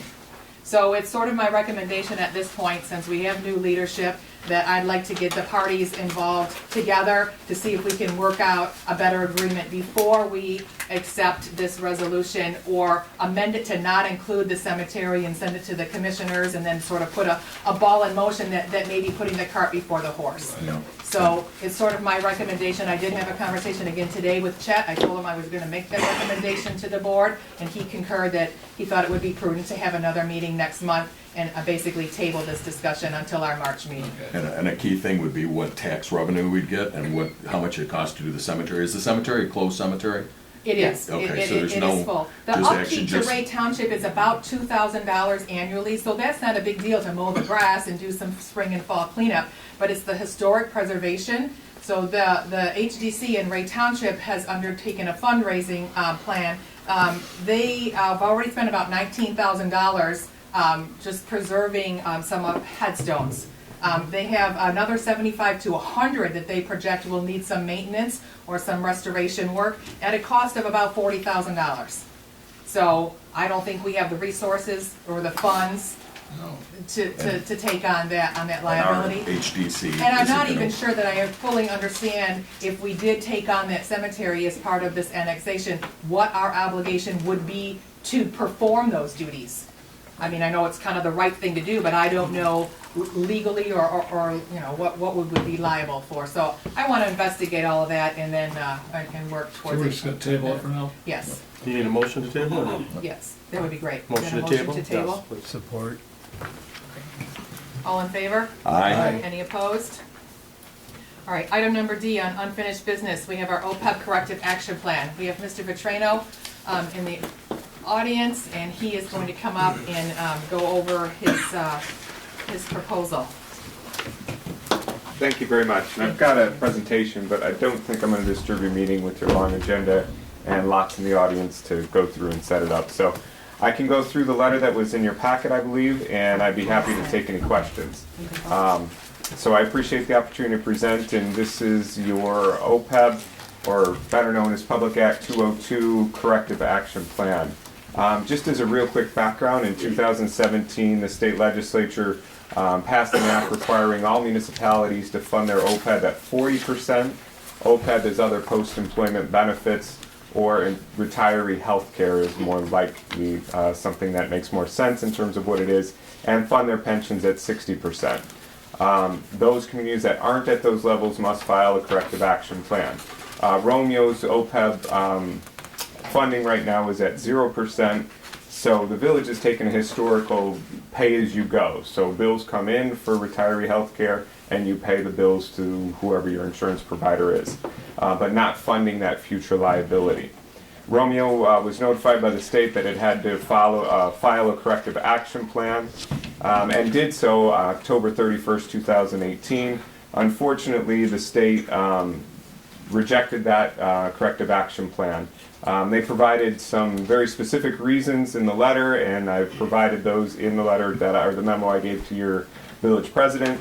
But in summary, there was two things that I identified in their notes. One, the village didn't accurately project the future liability payments, and second, didn't provide how they specifically would fund those future liability payments. So working with the village president and an actuary, we attempted to correct both of those items that we believe were identified. It's important to note that when you filed your corrective action plan in October, your unfunded liability was about $7.1 million, and that was based on 2016 numbers. Your current liability is about $10.7 million based on your 2018 numbers. So that was a significant change that had to be accounted for. You were given 60 days from December 28th to file a re-corrective action plan, so you are kind of on the clock until the end of February, basically. So what we've done since the first of the year is we updated the budget model that was provided to the village back in 2016, 2017. That budget model included projected years. Unfortunately, it wasn't up to date, so that's been updated so that we could try and project your revenues and your expenses for 3 years going forward at the line item level. So every general ledger line item projected 3 years forward. That was needed in order to tell the state with confidence we can fund this amount in those coming years, at least the 3 years that we have projected. We engaged, or re-engaged, I should say, your actuary that you used for your original actuarial statement to rerun the numbers based on the new liability. And he ran 13 different funding scenarios.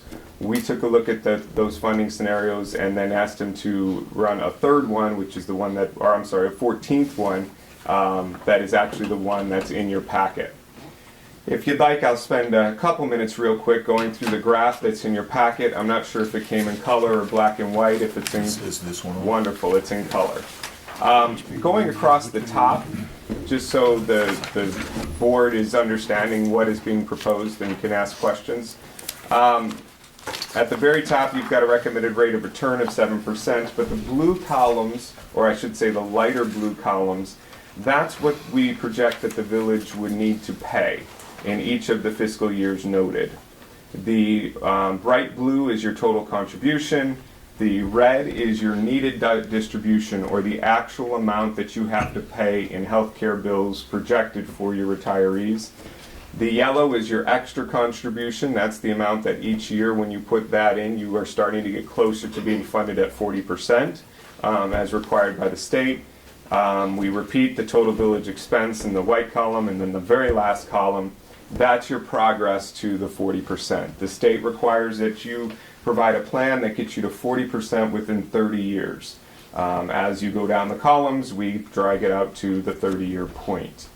I've got little notes around the document to hopefully help explain it.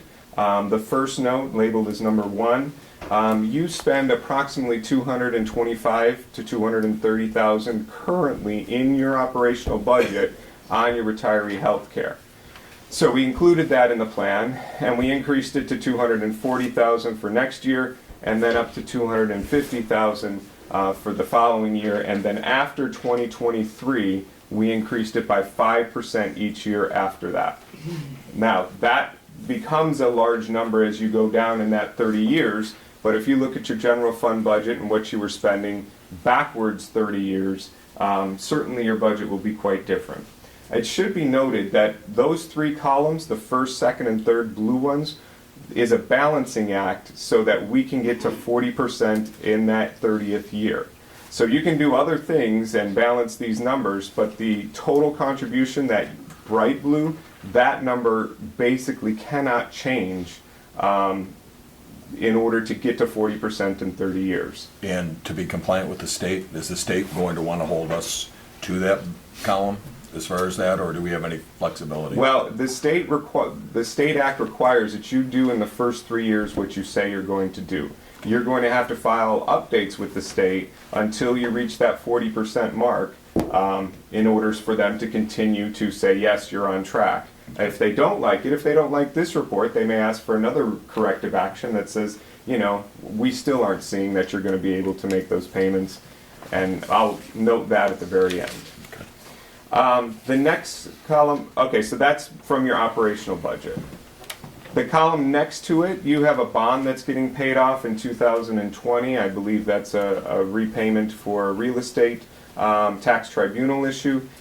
We calculated that, or we placed that money that's in your operational budget right now, and we placed it as an OPEB contribution once the bond is paid off in 2020. Number 3, which is the first column, this is the additional, once we said we've got operational paid for with a 5% increase after 223, and we've got the bond money in, then it becomes a mathematical puzzle to say, okay, what's left in order to get to that 40% number? You have in your current budget $350,000 to be contributed, which is great. That's an awesome start.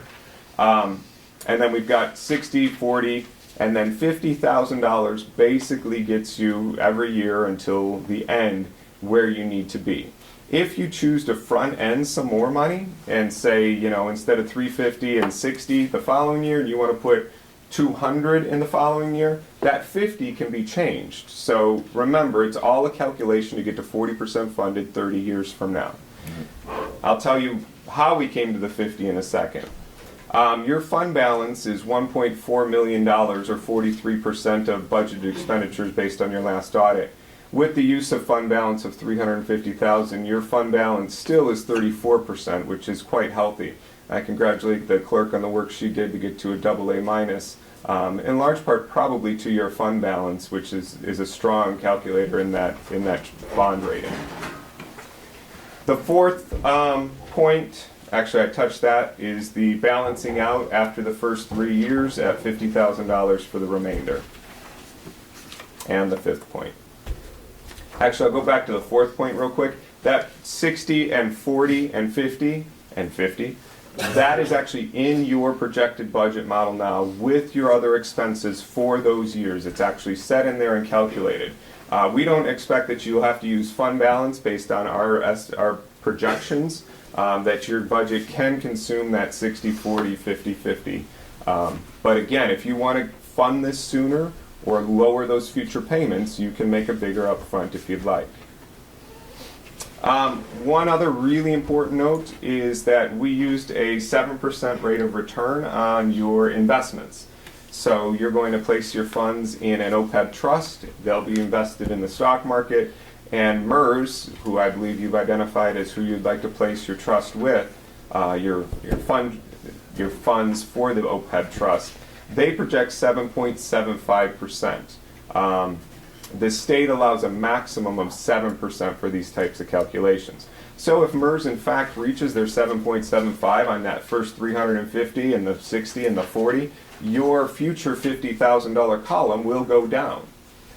Conversely, if you don't hit 7% and instead you hit 6%, your 50 will go up. That first column was the adjustable column that we've tried to identify. Do we have the option of, if we do meet it, leaving it at 50 and just hitting the mark at 36 years instead of 40 years? The state would love that. 26 years instead of 30? Okay. Absolutely. They're looking for a plan to get to 40%. We've stretched this as long as possible. 30's the max. 30's the max. Thank you. On the last page, I gave you some additional considerations, and in my notes, I put a few points in red. As soon as possible, regardless of when this plan is filed, and it should be filed before the end of the month, you need to open your OPEB fund trust with MERS. whatever paperwork you have in process, whatever paperwork you've started, it would be great to tell the state, we have opened or are about to open, or it's on the agenda for March, to actually open a trust with MERS so that you can begin depositing funds. I think the state rightfully may say, well, you told us that in October, it is now, you're refiling in February. You certainly have to do it by the end of your fiscal year, because we're projecting in your budget that you passed for this year to have $350,000 in this trust at MERS. Remember, the trust invests in the stock market, so you're making very little on your money right now. So getting the money in the trust is not only beneficial, but it looks good for the state to know that you're actually doing what you told them you would do in October. Do we set up the fund and then fund it? Yeah, So MERS we can should help. immediately set up the fund, and then we can fund it at the next meeting. MERS can help walk you through that, yes. So, Another goal we had in developing this plan is to preserve as much cash as possible. So what is the least amount of cash that the village has to pay in order to meet the state's obligation?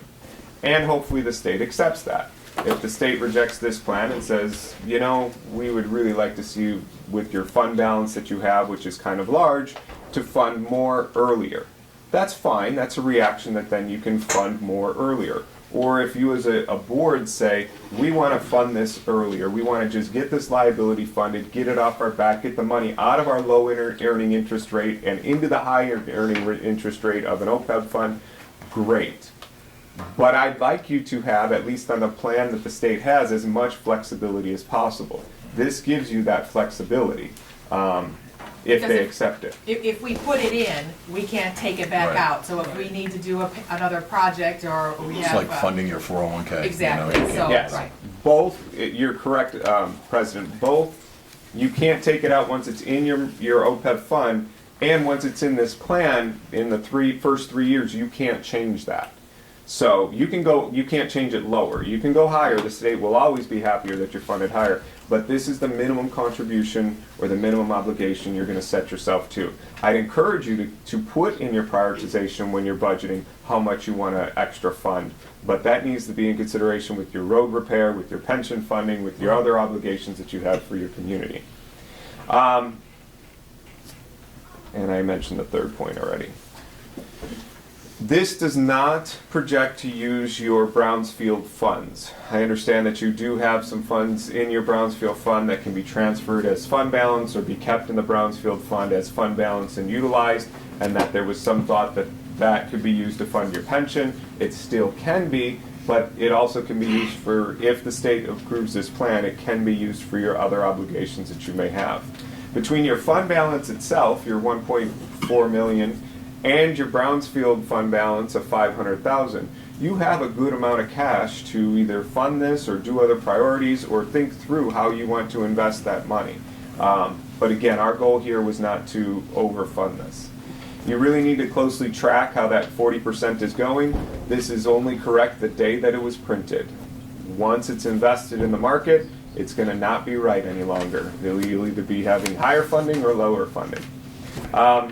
And this also assumes that you close your retiree health care benefit to new employees. That is part of the projection for when your union contracts are up. That was also part of your October 2018 filing. It does cap this liability at that point. If you were to keep them open, and then the actuary has to say all those future employees for the next 30 years, you also are contributing to them and the rest of their expected life, that would significantly change your projections. So that would mean at union contract negotiation times, we would be going to like a 401k defined contribution plan versus a pension. That's a pay-as-you-go. That's what we would Right. offer our employee, any new employees. We still have to, pay out what we've already promised everybody else. Right, that'd be a pay-as-you-go. Right, and I'll you're correct, it's a pension type. So currently your retiree health care is a pension-like fund. You would probably negotiate with your union to talk about a health savings account, which is much more like a 401k, where you would place funds in a fund for them to access at retirement to pay their own, and that they could contribute themselves if they wish. But that, it's unfortunate that the state makes us reveal our future union negotiations at a public meeting at the podium, but you don't really have much choice. It's what was included in the October plan. It's the only way that your fund actually makes sense in terms of the numbers projected out 30 years. I've got 3 next steps for you. 1, take action to draft your, take action to, I would suggest, allow your village president to file the required report, including the projection that's in the report that I provided her or any changes that you suggest tonight. Take action as soon as possible on the OPEB trust to be administered by MERS and deposit the $350,000. Actually, that's the only 2 things I have. So I'm happy to answer any questions that you may have. I hope that was informative and as brief as I could make it. Can we do it in 2 steps? We can go ahead and set up an account with MERS, or we have to have funds to give them? Because we could set up the account, see if the state accepts this, and then at that point, make that contribution. I think that's a fair step. My thought is certainly talk with MERS, ask them for the paperwork. I truly think, Trustee Hart, no matter what, you want to put at least $350,000, regardless of what the state communicates back to you. You made that commitment back in October. If the state comes back, they're not going to come back and say put less in. There's only one way that they're going to critique our report. So I suggest at your next meeting you have the paperwork ready to both open and fund. So a couple of housekeeping matters. I would like to entertain a motion to actually accept Mr. Petrino's report that he's presenting to us. So that's item number 1. Submit it to the state? No, to just accept it tonight before this board for the work that he's done. Okay. So I'll make the motion to accept the report from Mr. Petrino. support by Glad to have you Hart. helping us get this done. Yes. Appreciate this. Motion by Hart, support. We support. Support by I'll support it. Poznanski. Okay, thank you. Right. You'll be in the All in permanent favor? record. Aye. Any opposed? Okay. So secondly, then I would be looking for a motion. I'd like to make a motion to have our president submit the The work that, okay, yes. with this plan that we Yes. presented tonight. Motion by Bartholomew, support by Support. Seidel. I'd like a roll call vote on that, please. All right, roll call vote. Bartholomew, Yes. Seidel, Yes. Hart, Yes. Poznanski, Yes. Edwards, Yes. President Malzahn. Yes. Motion carries. Did I get everything? Thank you, James. Thanks, James. So funding of it, though, we don't vote on until that. Right, so Sherry and I have had several, the treasurer have had several conversations about making contact with MERS and actually setting up that. So her and I will work together with that proper contact and set a meeting and figure out what steps we need to take to actually open the account. So that'll be our first step, yes. Meeting. Yep, good. In the meantime, I will go ahead and submit this to the state. I have to upload it to their website, and then we'll wait for their response. They indicated during the first conference call that we had that they regularly monitor the uploads, and they try and grant a pretty speedy reply. So hopefully in short time, we'll know whether or not we're good to go, or if we need to go to step B. So at least we can see how the numbers are working before. We didn't have that. Correct, It's like- yes. It Yeah, we'll it have be the money. better. And I was excited to factor in the rate of inflation and know that we're not gonna have to use the fund balance, so that when we actually look at our asset management plan and we look at our roads, we look at all those other things that we need to work on, paving Brook Street or whatever other projects that are coming up, we actually may have some funding to accomplish some of those projects. So, yeah, I'm excited to actually move things forward. I apologize because I skipped item C under unfinished business and moved on to the OPEB. No one caught my mistake, I did, so. but I didn't bring it up. Oh, yes. So I have to backtrack just 1 second. So Armada Township, I was contacted by Margaret Stetkety. She works for a firm out of Grand Rapids, and she is contracted with Armada Township to actually procure the easements for their sewer and water district. It is a separate item. So her and I discussed the project. My concern to her was that we talked about no tap fees, no user fees, no cost associated to the village with the destruction of the retention pond at our DPW site, because that is within Armada Township and part of their sewer district. These documents do not reflect any of those costs, and we've not negotiated that out. We haven't put that in writing, even though we negotiated the price of what we would charge for the 30,000 gallons for the 40,000, or whatever that was, whatever those figures. Well, we never put into that contract those stipulations of protecting and letting them know in writing that we were not going to be basically a user on their system. So she suggested that we make sure that that language is included. I'm suggesting that, again, we table this easement for one more month until we see how the sewer subcommittee is going to operate. We are still in negotiations with a $100,000 capacity, or 100,000 gallon capacity request. So I wanted to make sure that the contract reflects that before we grant the easement, because once they start putting the pipe in the ground, it could be too late. So, in the best interest, I would be looking for a motion to table this, again, for 1 month pending further review by the subcommittee. I'll make a motion to table this until next month. Okay, motion by Bartholomew, I'll support. supported by Hart. All in favor? Aye. Any opposed? No. Moving on to new business. We have support from Macomb County Planning and Economic Development Compliance Assessment. You have a letter in front of you that John Paul Rea supplied prior to the meeting. He was in attendance of the meeting that Clerk Tram called, looking for some assistance and some direction on how we can better partner with the county. So I'll turn it over to you. Thank you, Madam President, and members of the Board of Trustees. My name is John Paul Rea. I'm here on behalf of the Planning and Economic Development Department from Macomb County. As Deputy County Executive, I have the great honor of working with Mr. Jeff Schrader, who is the Program Manager of Planning Mapping Services. And the reason I'm here to you is to illustrate that as the Advisory Planning and Economic Development Agency of the county, we are here to provide services to local governments for virtually no cost. And ultimately, through the conversations that have been had at the board table this evening and a number of other conversations that we've been brought up to speed on by the President and the Clerk, we feel that we can assist the village in not only developing a better system that would provide the village with necessary resources to ensure that you're in compliance with changes to the Michigan Planning Enabling Act and the Michigan Zoning Enabling Act. Ultimately, what we would like to do is for the next 8 to 10 weeks is to work with not only boards, commissions, administrators, and advocates throughout the community and really assess your planning and zoning procedures. We would like to provide you with more or less a roadmap of services that you can choose at your discretion to deploy when you feel that the village is there. It starts off with a simple assessment of the state legislative mandates that are in place that are used not only in communities throughout Macomb County but across the state.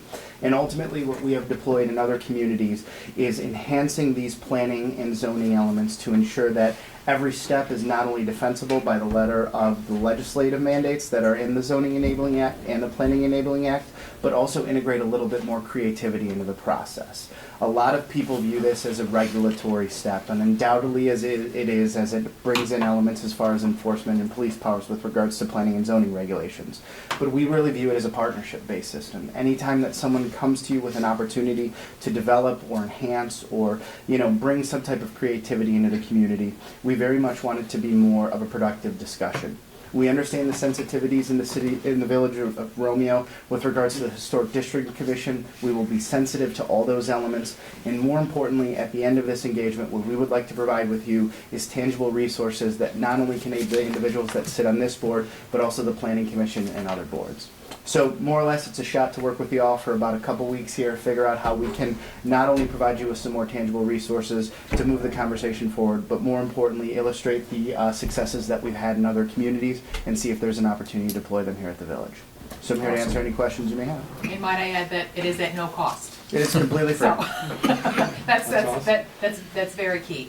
So, we really appreciated the time that you and your staff came out to help us. We have 3 fairly large projects that are before us that will need a site plan review and some significant, looking at our ordinances and making sure that everything is in line with, again, what he's saying, the state statute, and reducing the liability to the village if we make a misstep. So First and foremost, we appreciate his offer to come in and do this assessment.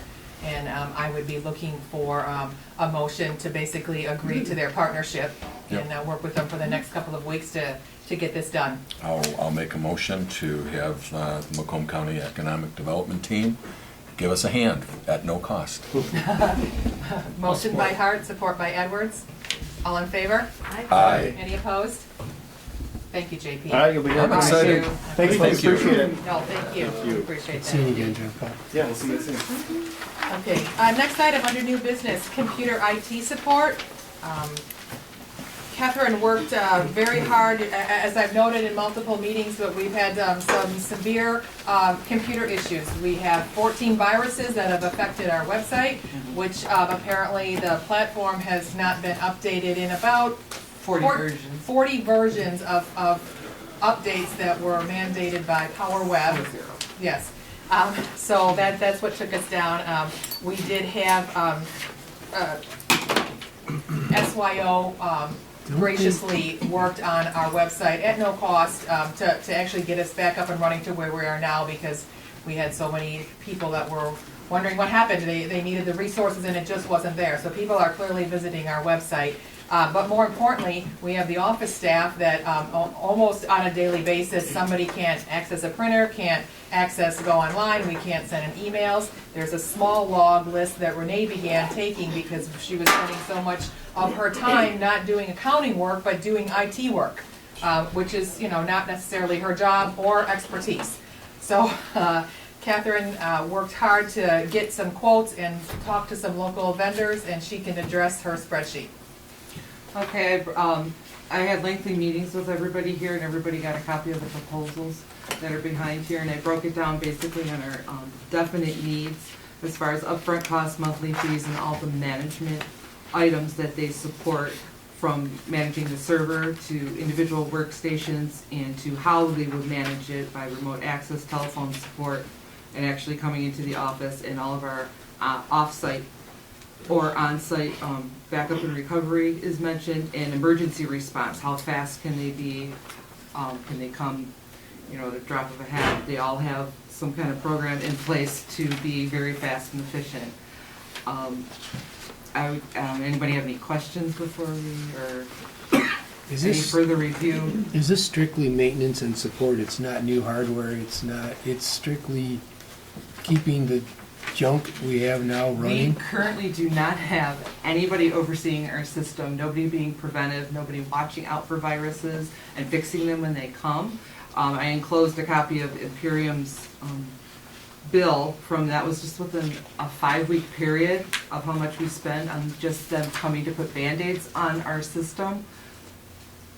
These costs we would not be getting any new So this software. is no hardware, this is just... No hardware. Right. So if a part broke, if we needed a new motherboard or some sort of card, whatever, Catherine had some repair work to her computer. And so, this would be in addition. Those prices would be in addition to this monthly maintenance upkeep. Did any of these folks give us a suggestion on the hardware that we should purchase and what that might cost? Everybody came in and physically reviewed all of our systems, went to every workstation, reviewed our server, and they noted that our actual computers at each workstation are about 18 months old, so we're in good shape there. As bad as I thought. And our server could be a little bit bigger, but it's an adequate size, and just with the updates and putting all the So they felt that they could give us a maintenance program that would keep what we have running? They wouldn't need to be bringing in anything up front.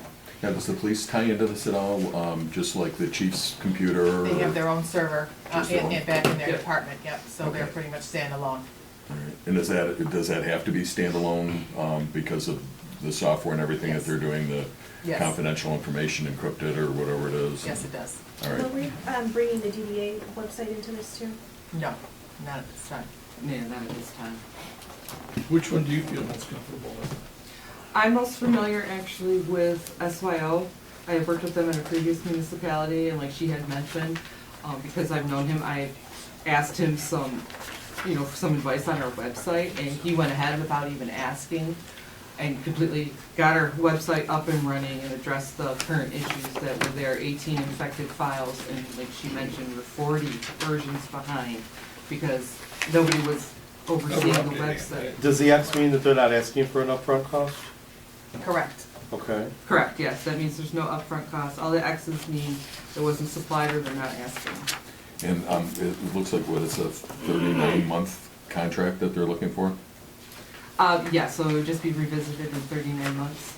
Is that negotiable at all, or Oh, yeah. anything, I mean, to where we could actually, just go a little shorter with them, maybe give them a 2-year contract, or third, Sure, whatever the board decides. that was just, if they're doing well, it's good. How do you feel about that? Is there, Well, the cost will be a different quote if it's a 2-year contract versus a 39-month contract. Typically, right. Yeah, they're gonna give us another You lease a car number. for 2 years, it's Yeah, gonna, right. they're gonna come back It's gonna cost with- you more right. than if you lease it for 3, yes. Right. right? But it No, still I'm just- doesn't, it's I'm just still- asking if that was brought up. I agree with you, that's not, it's performance-based, if they're not stepping up to what they're supposed to do, the contract is no, right?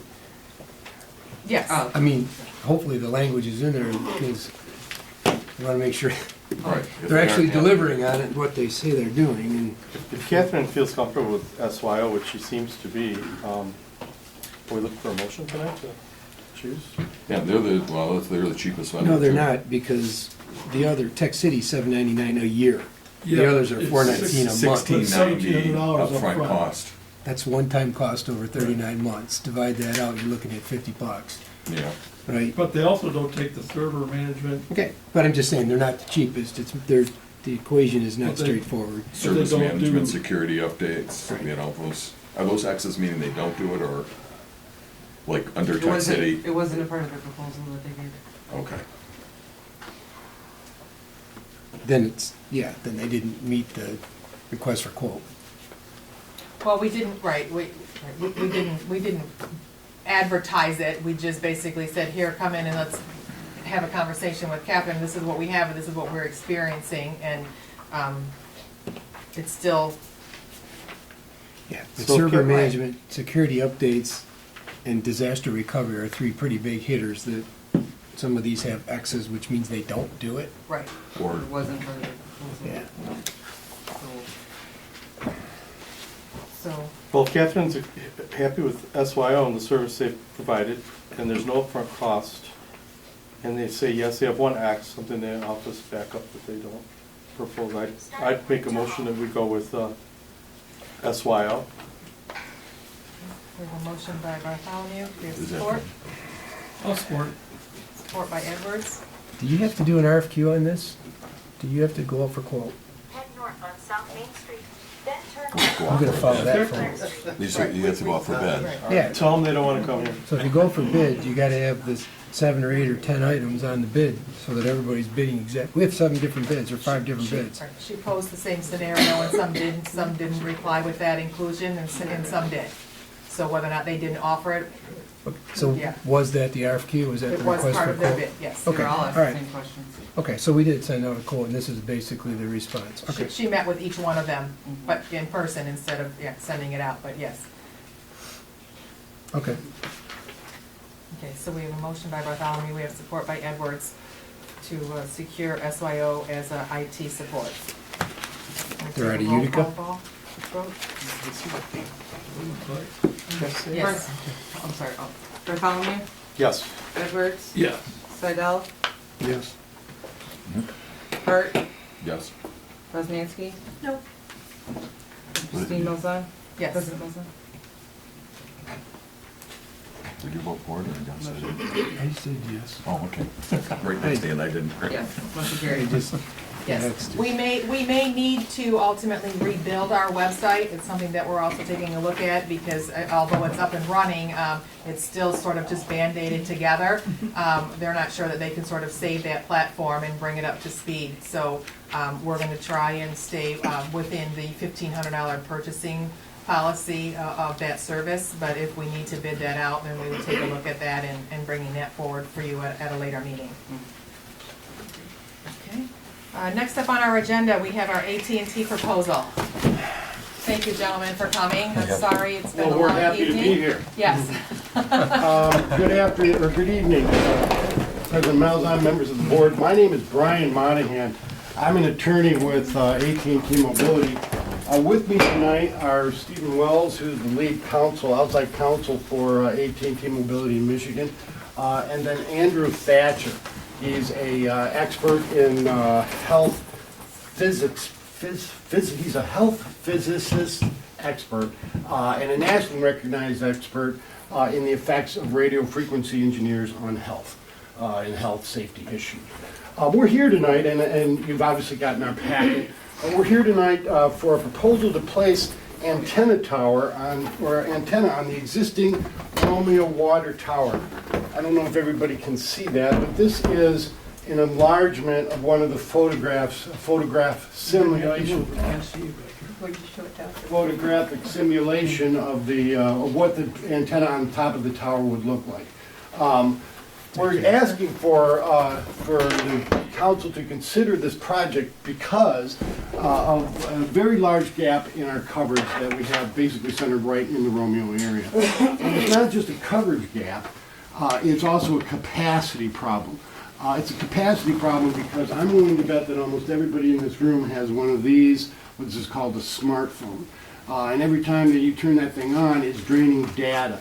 It's actually asking for data to be transmitted on the wireless signals that cellular communication systems transmit. And that really makes a lot of demand on the actual system. So that's why we're here requesting the antenna. Now, you may recall we were here about a year ago, maybe not actually close to 2 years ago, and we're proposing this at that time. A standalone monopole tower right here on the community center property. After some discussion, the then existing board determined not to proceed with that project, I think in part because of concerns about the visual impact of a standalone monopole tower on this property. That's why we think that this proposal is such a win-win situation. It's a win for AT&T Mobility, because it's going to resolve our coverage and capacity problem that we're having in the Romeo area, while significantly diminishing any visual impact that these antennae are going to have. They're going to be placed on top of an existing tall structure. I believe the water tower is just a little bit over 80 feet in height. We'd be about another 3.5 feet on top of that. The proposal is to sheath the antenna in a fiberglass sheeting that would look like a dome on top of the antenna, the existing tower. And that's what this photographic simulation is meant to convey. I apologize for the quality of the photograph was taken on a gray day, and then when we enlarged it, it just got worse. So it's really kind of difficult to see the proposed dome on top of the water tower, but that's what it would look like. It would be painted the same color as the tower, and quite frankly, would just become part of the tower. It doesn't look like a typical antenna situation. Now, it's also a win-win because the proposal is for a 30-year lease with the village, beginning at $2,500 a month for 30 years in 5-year increments. This is a copy of the proposed site plan, also included in your packet. We'd be leasing a 17 by 19 foot area of property within the existing fenced area around the water tower already. We'd have a 7 by 7 foot unmanned equipment shelter that we would place within that 17 by 26 leased area. After the initial construction phase and the site is up and running, we're here once a month on a maintenance visit. So it's unobtrusive use in terms of traffic to and from. We are not around very much, just once a month for a maintenance issue. And then, of course, emergency issues, mostly having to do with power failures and things like that. Excuse me. I understand that there's obviously some issues been raised by residents with respect to potential safety issues. That's why we've got Mr. Thatcher here today to address those. He's going to be making a presentation in a moment.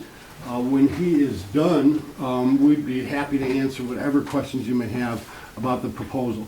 I would like to just point out real quickly, though, before Mr. Thatcher begins, AT&T has been on water towers across the nation in a number of communities. Locally, we're on water towers in West Boonville Township, Scioto Township, Sylvan Lake, and have been for years. There's absolutely no issue with respect to the safety of these antennas on water towers or anywhere else. With that, I'm going to turn it over to Mr. Thatcher. Can I ask a question if you're talking about just the drawings? Where's the cables that are going up to the... The cables, there's an existing port on the bottom part of the So it's going tower. up through the tower? Correct. Okay, and so then nothing on there's the an ice outside? bridge between our equipment shelter and the tower. I will point out, I had a couple of real quick comments with Mr. Metz before the meeting began. He had some concerns about how the sheathing around the antenna would attach, whether his people would still be able to do whatever maintenance work they need to do. That is 100% negotiable. We will, whatever works for the village is going to work for Maritime, or with AT&T in that regard. Similarly, with any type of interference with your existing radio operations, the actual proposed lease includes a provision that that's our problem. We have to adjust and tweak our radio emissions to fit yours so that there wouldn't be any type of interference of any kind. But with that, let me turn it to Mr. Thatcher. Hi, everybody. Thank you. Hopefully I'm as clear and concise as Mr. Vetrano. I thought he did a fantastic job. So, real briefly, I'm a board-certified health physicist. I was a nuclear engineer back when you guys were kids. Then I've been a public health person for the state of Washington for about 23 years. I was their RF expert. I was on faculty at Vanderbilt for a decade. I'm an editor of a health physics journal for this subject matter. I'm a consultant to standard setting boards for these exposures. I do a lot of stuff related to RF. I've been doing it for about 30 years, something like that. So hopefully I can go through this really quickly. One of the comments I did hear specifically was they were worried about the impacts to anything as far as water quality and whether these antennas could affect the water in any way. So just to quickly answer that, we've got antennas on top here, and an antenna broadcasts out horizontally. So all the energy is propagating out this way. Here we have a nice clean white water tower that's very shiny. Any signal, like a side lobe signal that would hit that, is going to get bounced just like it would light off a mirror. Same thing. So there wouldn't be any penetration. Plus, it's a big thick metal. And metal, radio frequency signals don't penetrate the metal at all. It's a skin effect. They're very, as we know, metal is very conductive. And so any of that, like a 1,000 megahertz signal or something like that, is only going to hit that very, very, very outer layer, and that's it. So there's no penetration. But even backing off from that, we know from microwave ovens, etc., you can heat water in a microwave, and all it does is heat the water. It's just oscillating those water molecules. That agitation causes a thermal friction, which in turn causes the heat.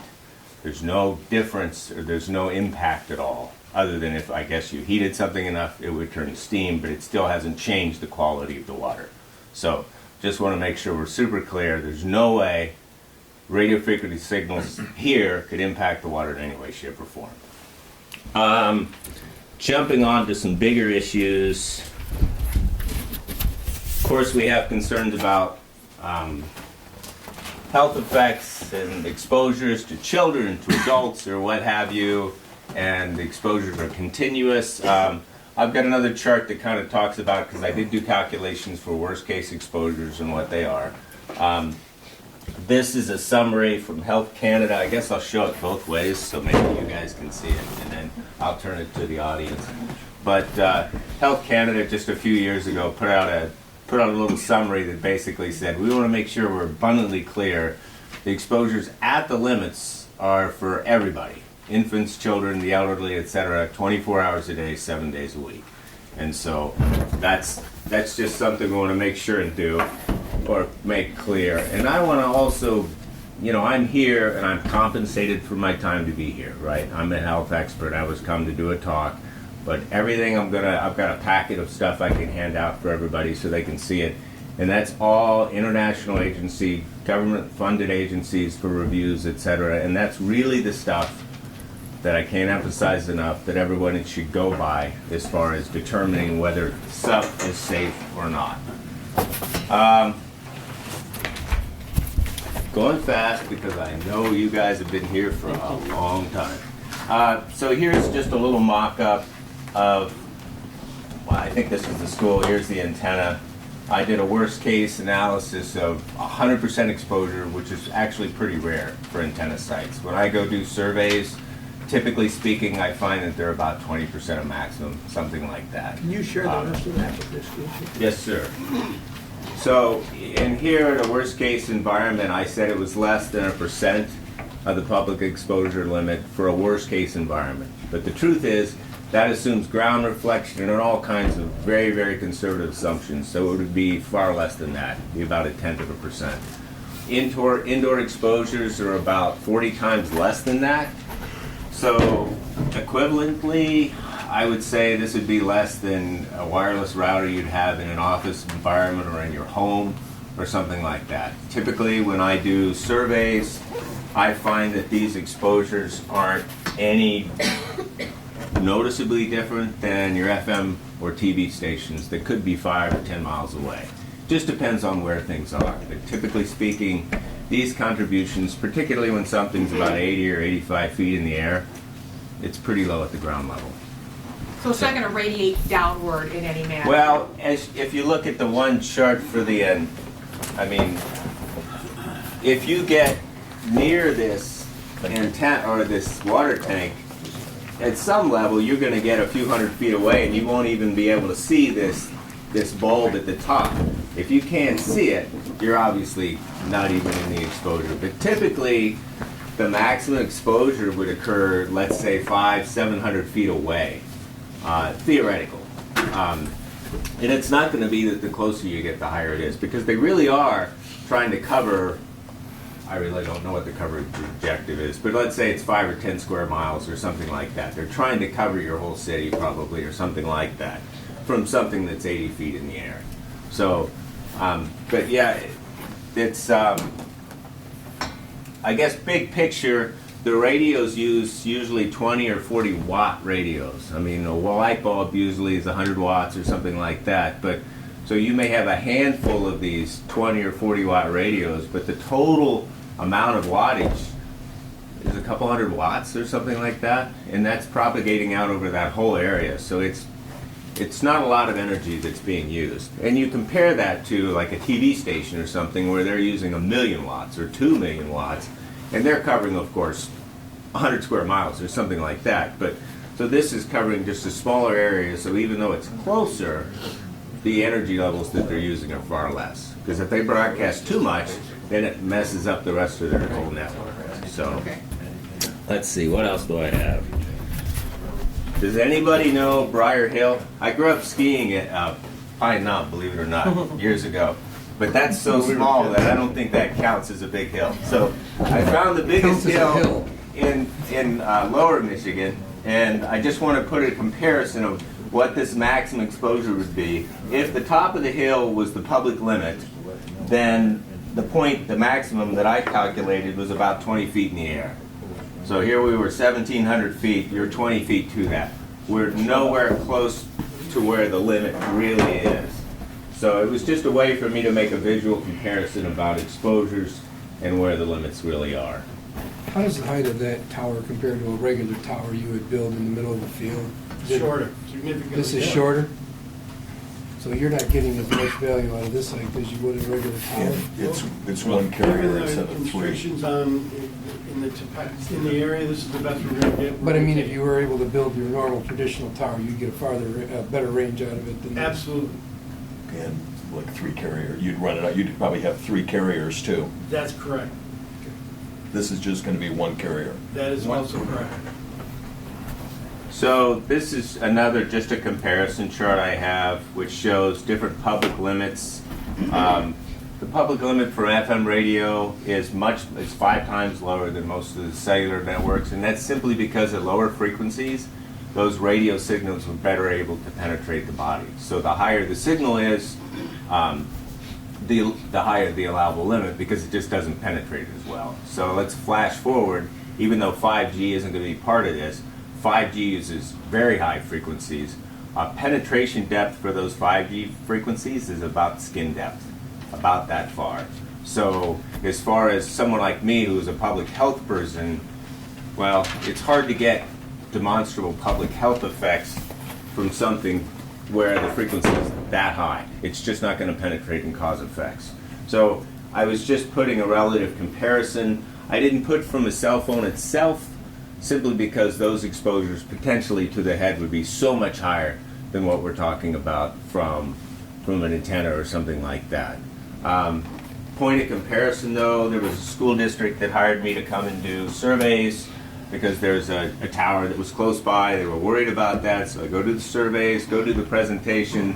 The highest signals that I actually found for them were the parents with the cell phones that were in the school helping out, that kind of stuff. So just to tell you, I mean, as far as kids go, your children's exposure in your car when you have the phone, whether you're using it or not, is actually a higher exposure than anything we're going to see here. They're pretty small. So just to be clear, so as I'm sitting here, if I pick this up and I'm making a phone call and I'm talking on my cell phone, and the water tower is just outside this building, right? Mm-hmm. I'm getting how much more radio waves into my head than I am from that tower sitting out there? It could vary, but let's just say that the signal is very poor because we have a lot of attenuation from the roof and everything else. It could be anywhere from 10,000 to 1,000,000 times greater. But it would be constant. The cell tower would be constant. Well, and that's a perfect point. Is one is an intermittent exposure, whereas the other is continuous. But I hopefully pointed out that's why Health Canada put this out. It was because we want to make it really clear whether it's a short-term acute exposure or long-term, as long as we're below the limits and there's a lot of safety margin in the limits, it's still all safe. But you just said 10,000 to 1,000,000 times. Is that well, but there's a different limit. There's a different standard. So when you have a whole body exposure from a field, from an antenna out there, there's a different standard to something that's just a small cubic centimeter or a gram of a tissue in the body and the head. That's a much, much higher exposure limit that's allowed. So you can get to those differences for comparison. Gotcha. Last thing, I just got this. It was passed out. Usually, I've done 3 city councils here, and most of the time I'm hired directly by the city council, so they want to make sure they have a direct say in what's going on or what have you. And something gets handed out, I usually do a follow-up because I can't just immediately refute everything on this. I'm more than willing to submit to you all a nice little concise summary of the problems with this thing. I know people mean well, but none of this in this is basically true. The example here where they show it harmful of bees, I've been an expert witness for those things. The colony collapse disorder for bees that was back in the 90s ended up being a virus. It's got nothing to do with cell phones. Om Gandhi on the children's brains. I was an invited speaker in 2015 for differences between child and head and adult heads. Om Gandhi's work was based on just a scaled phantom of an adult, and that's incorrect. Now we have voxel phantoms that are morphologically correct for children, and long of the short of it is children are no more exposed than adults are as far as tissues go, because they're different dielectric properties, different thicknesses of skull, a ton of different things. But the bottom line is overall absorption rate really aren't any different. So that's an important point to keep in mind, but I'm not trying to pick on anybody, but I just want everyone to make sure they're getting the correct information. So if you're willing to do that, I'll go ahead and submit something and just kind of let you have that so that you're not just getting a one-sided thing or anything I say now. It's like, who knows whether he's talking the truth or not, but I could submit you something and it'll have full citations just like a literature research would. So okay. I know we've got a busy agenda. You guys have been here a long time. I think he needs to respond. I've tried to make this as quick as I can. I usually talk for a lot longer. So if you have any questions, I can give some packets, I'll pass, I've got 8 of them, and I can give my card. If you guys have any questions as a follow-up, I don't care if it's a month later or 2 months. I've already talked to Mr. Mitt, was that correct? Typically what I do is training, I do a lot of water towers. So I do training for the folks, the utilities that are working on those, because those people need to, they want to know, right? They're right there, what kind of exposures, what are the issues with that? Since I'm working at a distance, he could still call me and I can walk through a ton of that stuff, really what happens there. And like I said, I do that pretty frequently because cell towers do go on water tanks quite a bit. So, in doing my due diligence, I did serve letters to everybody that basically attended the presentation several years ago, Morton Street, some on Gate Street, more than the 300 feet that we were required to serve notice to. And I would suggest that as we gather this information, obviously we're not going to be prepared to make a vote tonight on this proposal, but ask everybody, I provided them my contact information, and then if you had any questions, certainly get those to me, and I will certainly see if I can get those questions answered. If there was something that he didn't specifically address, or in other areas that weren't even talked about, because I'm not really sure if you were just concerned about the aesthetics of the cell tower itself in comparison to the monopole that was the last proposed structure that was going to be built there, or if the concern was about the radio frequency, radio waves that being out there as health. Maybe it's two-part, but the aesthetics, I think, I think it looks great. And it's not coming on the outside that you'd even. I don't think that's. I'm really happy with that. The only thing that.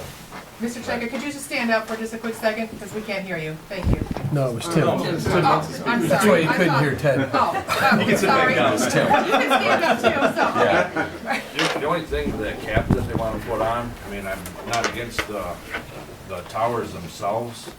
It's the cap that I'm concerned with, because it's going to hinder our access to the top of the tower. And when it comes to maintenance time, it's going to increase our maintenance fees. Because the maintenance company is not going to be able to go through the hatch on the top to do their maintenance. They're going to have to rent basically a man lift high enough to paint our tower, to wash our tower. That's correct? And just let me say, we're here to work with the village. Is that because those are issues that we could certainly negotiate. Is that because of the cap, or are you just talking about the antennas? The shroud, we're calling it a shroud, right? An issue. Okay. It's the shroud itself, because also more than likely they're going to have to do some welding on the top of our tower, and being that we just had it repainted a couple of years ago, I mean, I'm not too keen on that. So if the shroud is 3.5 feet tall, the antenna itself is less than that. Correct. And the antenna will probably be, you don't need the shroud. We don't. Okay. The shroud is an add-on to increase or actually decrease the visual impact. If you don't want it, we won't put it on.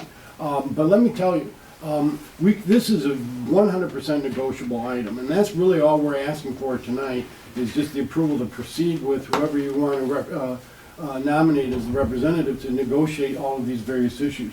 That's something that can be negotiated either monetarily or technically. We can either not have it, or we can alter the shroud. Whatever we need to do, we're going to do. But you could render us a three-dimensional image that shows us what the antenna would look like on this thing, right? Absolutely. It doesn't look like it's in the cloud, so. Absolutely. Because I've seen the antennas before. They're going to be really hard to see. Right. Without a shroud. And the facade of like the raceway that's going to run up the tower, and how is that going to impact the visual? It's inside the tower. It's going to be completely Yeah, inside. the only thing you'll see as towards the bottom of the tower, the equipment runs from the inside to our equipment shelter, which is maybe 6 feet from the tower, and then there's an ice bridge over that equipment. And if I may, sometimes They put conduit through the base of the tower and up through the center of the tower for this reason. like I finished surveys at the University of Washington just a couple weeks ago, and you end up with these placards that say warning, exposures, etc., and oftentimes they get put at the base where their equipment is down below, which of course has zero exposure at all. So I tend to help recommend to get those up where the actual exposure is, so you don't end up causing unnecessary concern. The only place you could ever get an exposure from these is if someone somehow got all the way up on top and directly in front of them, which I do all the time, but my stay times are on the order of 5 minutes or something like that. But Which is gonna be our maintenance personnel. right, right. But they can always shut down a Right. sector, or, Right. I mean, there's plenty of ways to deal Oh, with you stuff can even like shut that. down one of the, Oh, yeah. Absolutely. do the north side, shut down the Yeah. north side. and- We've entered into those kind of agreements with a number of communities, because we're also on a lot of rooftops. And, you know, maintenance needs to be done on the rooftop, and so, you know, we have a communication system, they communicate their need, we shut it off, they go up, they do the maintenance. Since you've lost a little horsepower with the shorter tower, are you looking for repeaters any distance from here? that Not would be- really, because I'll be very honest, I believe this is more of a capacity than it is a coverage. Okay, right. I've got obviously AT&T service, and I've got just a few bars, it's not great, but I'm getting service here. I think what the issue would be if I tried to download something, it would probably take forever. Okay. Typically nowadays, and I probably do 200 or 300 engineering reviews a year for different sites, so for everybody. It's not voice anymore. I can call, I can get coverage. It's pure data. If you look at a curve on usage for smartphone data, it's literally an asymptotic, it's just going straight to the moon. So they're just trying to keep up with the customer's usage. So explain to me what your next step process is. Should we agree to establish a subcommittee or appoint a representative that's gonna negotiate? What is your next step in the process? We want to negotiate to a conclusion a lease. The lease will be contingent on zoning approval. I think that, I don't know that we need a use approval, but I believe we still need a site plan approval. So there is some zoning attendant to it, but the primary thing here, and I'll be very frank, it's your water tower. Right. You know, The the footprint's issue the is, same. you want us on your water tower, we'd love to be there. We'd love to get some revenue on a very long-term basis to the city, or to the village. But that's really what we're looking for right now, is direction that, yes, this is a project we want to entertain. We, you know, either the president or Mr. Clark, or both of them will negotiate a lease, come to a conclusion to that, execute the lease, do the zoning, and get some money to you. Well, there are a couple other considerations up. So Dixon Engineering actually maintains our water tower. That's the engineering firm that takes care of that structure for us. So I had a conversation with Chris Craner, I believe is how you say his last name.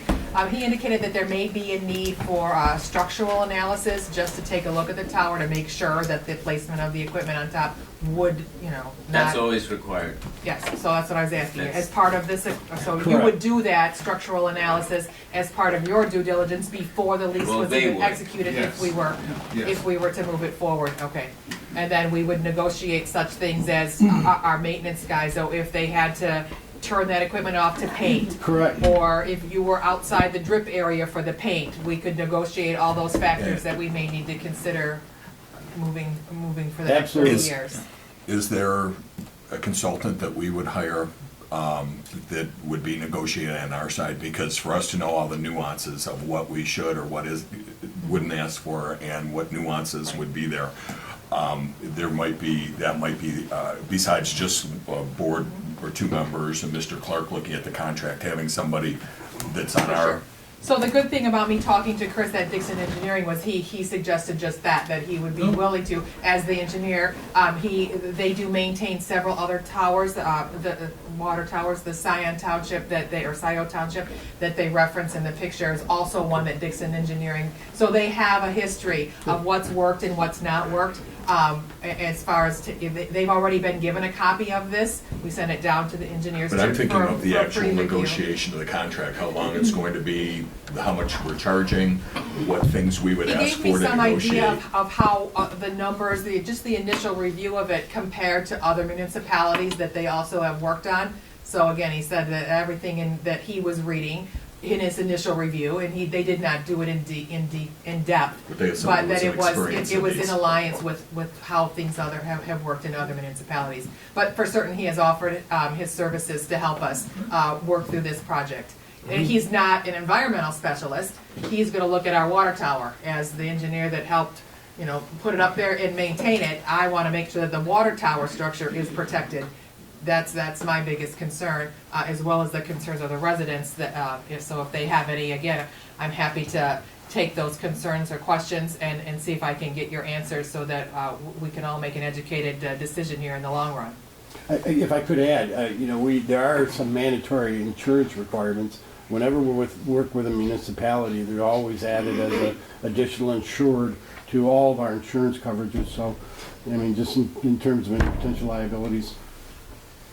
Yeah, and there's, we get some compensation, which obviously is a decent thing, but having a better quality of service is something for the residents too. I happen to be a Sprint user, and talking about how our service was kind of thing, I end up having a box that I put in my house. I should probably talk to you and see, but I'm helping my street because they have a box that I had a position to get a signal, and now I'm getting great service for Sprint. So they gave me that box, but I'm actually being like a repeater for my street, for Sprint. And that's why I was even wondering whether, if we had other carriers that would be on there. So, because I'm not with ATT, but that's something that we have to consider too. The technology is something that everybody in the room pretty much are using, and we want to have, quality, service. When do you want to be done with this? Well, we've been working on this for close to 4 years, so we'd like to get it done, but we'll work with you. We'll work with your timetable. Whatever works for you works for us. My name's Kay Fraunfelder. I live in the neighborhood. But you're speaking now like you're going ahead with this without Just asking when they want to have it done. Oh, okay. But the other thing is, have you considered long-term health care or health problems? Because there are different countries that do say, no, they don't want these because of they're doing studies, and they are finding more problems with them. I'm not saying that's, I don't have all the information and not the expert that you are, but I do believe we really should be interested in the long-term health interest in this. First one in your packet is the list of expert reviews. There have been over 30 expert reviews done internationally within the past 5 or 6 years. That first packet is a summary of each one of those. The nearest or most recent ones from 2018, there's a few from that age group. It specifically addresses those concerns. And I would bet that you could go and find 30 more that say that it's not safe too. Absolutely. Well, frequencies from your smart meter and the tower, because I live right behind, I can see my house from here. Are they two different kind of radio frequencies? When you're talking about a smart meter, like at a house, generally those... And you got this going at the same time, does that add a power up? Well, your smart meter only works on milliseconds every 15 minutes or so. So a smart meter, even in doing a study, they're on so infrequently that you have to trick it to get it to on for me to even measure it. So as far as a smart meter goes, nobody gets any exposure from those ever. Even if it's mounted on the side of a house, there's a little backing on it, like a little metal backing, so there's no exposure in a house. But even 3 feet away, for instance, you are tens of thousands of times less than the public limit. So those are very, very small exposures. So, and as far as additive goes, like I said, I do a ton of surveys. Generally speaking, this is a very small contribution to the overall background, and especially in the city, like if you have a downtime environment of a big city, you can have exposure rates that are, say, 50 or 100 times greater than what you have here, yet those are still less overall, less than 1% of the overall limit. So when I say this was, by calculation, worst case, about 1% of the limit, it's extremely conservative. But the reality is when I go out and do measurements, you have all the attenuation from grasses and buildings and trees and all that, and the numbers are always just far less than what I do on the calculations. So. Why does it have to be in the middle of the neighborhood? Why can't it be on one of the high tension poles that right on the freeway that we have right out here at 32 and... Well, they did an exhaustive study of the elevations in our community, and this is indeed their only option. Aside from partnering with one of the building owners and putting a tower on a private property. would be the next potential step. But we looked at our DPW site, I forget what other areas you actually investigated. We for actually the have power. a number, we're actually on a lot of towers surrounding Romeo. The problem is in Romeo. Cellular service works on a grid pattern. For every X amount of territory, you have to have an antenna to receive and transmit the cellular signal. If it was as easy as saying, can we put up a 1,000-foot tower, way away from everybody, by gosh, we would do that. But unfortunately, you have to account for the grid system, and then you have to account for existing topography, various issues like that. Yeah, it's mostly just capacity. They have to reuse those frequencies. If you have 100 users, and now 1,000 or 10,000 users, that circle, that grid, keeps having to shrink because there can only be a fundamental limit as to how much they're able to handle. So if you only had one antenna and it was 5 miles away, no one's going to get the coverage. That worked great when we were just using voice. And that's all we needed to have, and generally we didn't have as big a capacity issues. But now you have capacity for voice and data, and it's multiple different things. So now AT&T, for example, we use 4 or 5 different frequency bands to handle all of the different things that they're trying to do. So the last time you were here, what came up was the fact if we said no, go away, what would prevent the schools from saying, hey, got a field here, it's not within the village limits, and you put up a tower, pay us. I mean, I don't know if that's something that could happen potentially, or... I will tell you that we're on a number of schools. It's a real stealth technology is to replace a light pole on a football field with a cellular antenna tower, and then you put the rack of lights right on the tower. And after all, people don't even notice. But we're on a number of schools. Adams High School, I think West Bloomfield High School. There's a number of schools where we're located. That's what I was thinking, or concerned about. I have a question. Yes. There's a number of items in here that are affected by problems of the EMF. You're saying, I believe you're saying, this is a bunch of crap, it's not right. Well, I didn't say it in Or those not- exact words, but I didn't support it. You had reasons for it's, it. And just like it's everybody else seriously that's got problematic. Yes, it is. everybody else that's got an opinion, I don't think they're being listened to here. It strikes me, and I gotta tell you, I'm really quite surprised to come here and find out how far along you guys are with this project. When you know damn well, there's been a lot of people that have complained about it, and here again this evening, it's the same way. I think you're way ahead of yourself. This is a different proposal. This is the first time that anybody is reviewing this proposal. The first time on Thursday. So we're not far in the process at all. I initiated some dialogue between the residents because I wanted you to be on the first step. I wanted you to be involved in the process as we understood and we heard the presentation from the get-go rather than coming in at the tail end. So we're not far along at all. This is the first time we're hearing all We this. were, and we let you know at that time, at that meeting, that we were opposed to it. as But there was a residents. different- There's this thing sitting here. It was different equipment. It was a different proposal and it was a different concept. That was a monopole The tower. concept is the same. You're talking about the same types of effluents that are kicked up as a result of that being there. I'm amazed that you're this far along. I mean, I live 2 doors from here, for crying out loud. If we could just take a quick break because Josh needs to change the battery in the camera. So if anybody needs to step out and use the restroom because we've been here a while, or stand up and stretch, can we just take a slight break? Take a 5-minute break? Yes. Thank you. All right, perfect. So we're back. We had to take a slight break again just to change the battery and the recording equipment since we're running a bit long tonight.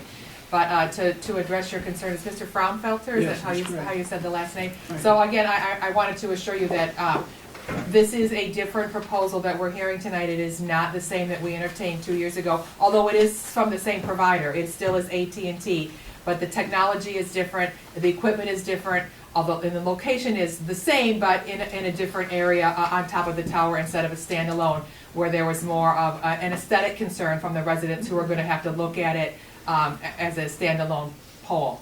And I assure you that this is the first time that anybody is entertaining any of this information. So you are on the ground floor. I have certainly done some homework and initiated some conversations and made sure that the packet got out to the engineers, but no decisions have been made moving forward. So, Thank you. you're And welcome. They reached out to us for this.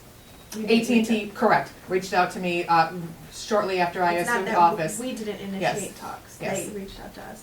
And asked for a meeting to present a new proposal, so. And it was actually scheduled now when their environmental specialist could come in from Seattle to be with us here tonight. So thank you for making the journey and Thanks a lot. answering the concerns, absolutely. So is there, go ahead, Sherry. I just wanted to know what determined the cost of the lease of the contract and how is that equated from a cost perspective versus the village? What? I can't hear her. She wanted to know how, in the contract, how was the $2,500 Yes. denomination, where did that come from? Yes. That is a standard municipal lease that you were provided with. It's a template. That is that's an offer. Right. The entire lease is subject to negotiation. Because we were just shown something for 30 years that we need to pay on. that- No, it's they pay us. No, I'm talking about our OPEB that we just Oh, saw. oh. There for 30 years for a certain amount. That this is a 30-year lease. Really nice. Right, the year lease at $2,500. It's like 900 grand if I did my math right, but it's gotta be safe. Right. All right. Is there any other information that you want to share with us tonight in regards to this proposal or any other input from any audience members? Good evening. I'm Steve Wells, representing AT&T, and I would just like, we're here, we brought our expert in. I would ask if you could please either vote to proceed with the negotiation or not this night. So I would ask council to do that, please. Thank you. So is anybody interested in forming either a subcommittee or directing an appointee person to at least take a look at the concerns and get questions answered? Yeah, I could. I prefer it to be in subcommittee versus a committee of one. Right. And I think that perhaps we could hold maybe a special meeting to return any information to the public.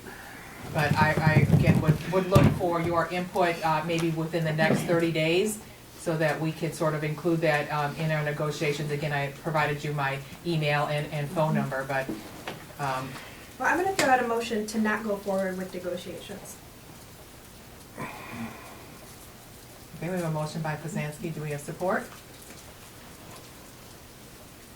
No support on that.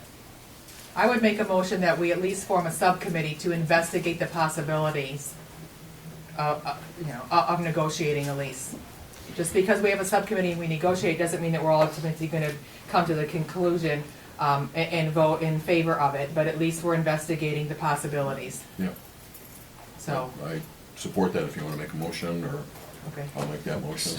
So are we investigating the mechanics behind installing it and paying for it and managing the maintenance?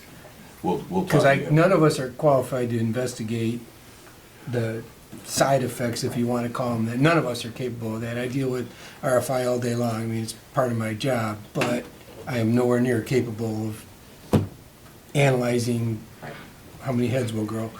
But I'm definitely in support of getting together and looking at the mechanics behind it, how it impacts putting it on the tower. Is this a helicopter install or is this a crane? Crane. So that type of stuff, I mean, I think it's doable. And I think the engineering is good to have our engineering look at it, but I still think there might be a consultant out there that negotiates these things too on our behalf. And I'd like to at least just see what that is. You know, somebody that is our expert that can look at this and. But I think AT&T can also provide us with contracts that they have for other water towers. Yeah, right? the only thing is we don't have somebody negotiating on our side. I mean, Mr. Clark Well, can. we do have our attorney, right? Yeah, Mr. Clark can. Who can say also whether- reach out to other municipalities Right. and say, hey, you What is your partnered with that, contract? right. Yeah, we could do that. I mean, we can look at the Right. What are some surrounding, concerns? Are there any problems? and What look have at you their, and get a experienced? copy of their Is it good? contract. Right. and see How what much they're do doing. you get in revenue? How much does it cost you? That's true. That's true. We can see what the other existing contracts are. Okay. Bob Dixon said they would help with going over the contracts, especially blueprints and all that. I'm just talking about the contracts negotiating, like, They said they would help with that because they have helped with other communities. if they know Their that aspect specialties are of water towers. it, like getting us That is a true. good deal. I've negotiated against them for a deal before. Well, who won? They did. I feel like I'm fighting a losing battle, but what about investigating property values and what happens when one of these things go in the middle of the neighborhood? What happens to your property values?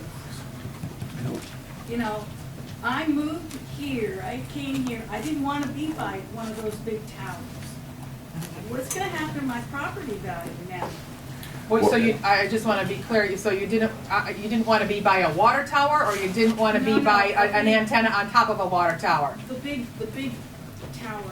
Because So, because we're not getting a big Yeah. tower. Yes. I know. And that, no, but that's the point, that we said no to the big tower, and they've come back with this other proposal. So aesthetic, so aesthetic, The antenna is gonna be, it's gonna be like, it would be like that. Okay, that's how high it would be. Right. It'd be like that. Right. We're on building tops in every affluent community in this state. And there's absolutely no effect on property values. And we'll be on a 4-story building across the street from some of the wealthiest suburbs in this state. So if your concerns are aesthetic, I can appreciate that you have an aesthetic concern of what you're gonna look out your window and see. So we can look at getting a 3G rendering of what that equipment would look like on top of our tower. They've already said that they could certainly accommodate that with or without the shroud. So at least we can address and have an actual picture of what we'll all be looking at. Correct. All right. Okay. Both ways, yeah. Before my personal battery dies, I will work with Bob and all right. On a subcommittee? Okay. So we have a subcommittee, volunteers of Hart. I'll also work in conjunction with that as a point of contact, Malzahn and Seidel. And then we'll go with Tim and our engineers. Yes. All right. Okay, so all in favor? Aye. Any opposed? Was Nancy is no. Thank you for your time Thank you, tonight. gentlemen. Thank you. All right, so we'll be in touch. Yeah, provide a like I list of said, any documentation. follow-up, If you want to any send of me you all that, have, please just reach out, it's no big deal. if you still want to send me your presentation or, Yeah. regarding the, I will do just to that. have on file, I will do that. I'll look to that and then I can share it with whoever needs to make the inquiry. thank you. We would stay longer, but we're not. Subcommittee. I don't blame you. All right. All right, let's move on quickly because we still have quite a few agenda items here. We have a PSAP enactment. That should be pretty quick. Chief Dan came to me and he basically said that Macomb County is entertaining a resolution to enact a 42-cent per line charge on top of their phone devices. So it would actually generate more revenue stream if they pass this to our police department. So although we're not adopting this resolution and putting the 42 cents on ourselves, he's just looking for support from this board to say, hey, can we send a letter that says, please do this? Because we will benefit from you So facilitating every cell phone would be paying 42 cents? Every phone device would have a surcharge of 42 cents in the county. There'll be a county surcharge. Monthly The county will then distribute, based on population, to the area dispatch areas. But if I have 4 cell phones with my family, If you would I have pay 4 cell 42 phones, cents? every month you're gonna pay an extra 42 cents. Okay. You don't want a motion on that? Yes. I'd like to make a motion, we have our chief move forward with this. just a lot of recommendation. Sorry, a I don't mean to speak for recommendation. you. Yes, thank you. But yes. So we have a motion by Bartholomew. I'll support. Yeah, support it. All in favor? Aye. Aye. Any opposed? All right. Then we have our CDBG funds. Clerk Trapp and I met. She is our CDBG facilitator in the village office. She attended several workshops. got the ins and outs of how these funds are supposed to be allocated, and then you want to go over that list? Okay. What's the total amount we have? 10,000, CDBG funds granted to us for 10,000, only 25% can go to, the requested organizations in need. So that's 25. Yep, and CHOR, which is through Macomb County, automatically gets $7,500. $750. And Crest, 500, Samaritan House, 440.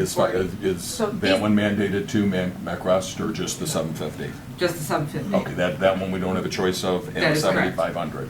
So those two are done, okay. But these, so Correct. these are our recommendations. Correct. This is not what Yep. they actually asked for when we looked through But the what two what are the not requests were. negotiable, the Correct. 750 Oh, yeah, and the that's- 7,500, yes, we don't have a 7,500 decision on and those two. 7,200. Okay. We basically used the same sort of math that Mike used to. He said, well, we took a look at what do we have, then what's the request, and what's the percentage of our available funds to sort of divvy out the money, because everybody has amazing organizations and looking for some support, so. And, yeah, they were asking through 2,000, that would be like all the money that we could give them. All that we have, yes. Unfortunately, we just don't have enough Right. to fulfill the need, but go ahead, I'm sorry. Okay, so McCrest, 500, Samaritan House, 440, Care House, 250, Helping Hands, 125, Interfaith Volunteer Caregivers, 55, Macomb Warming, 130, and Turning Point, 250. These were the organizations that did reach out and submit applications for funding from us.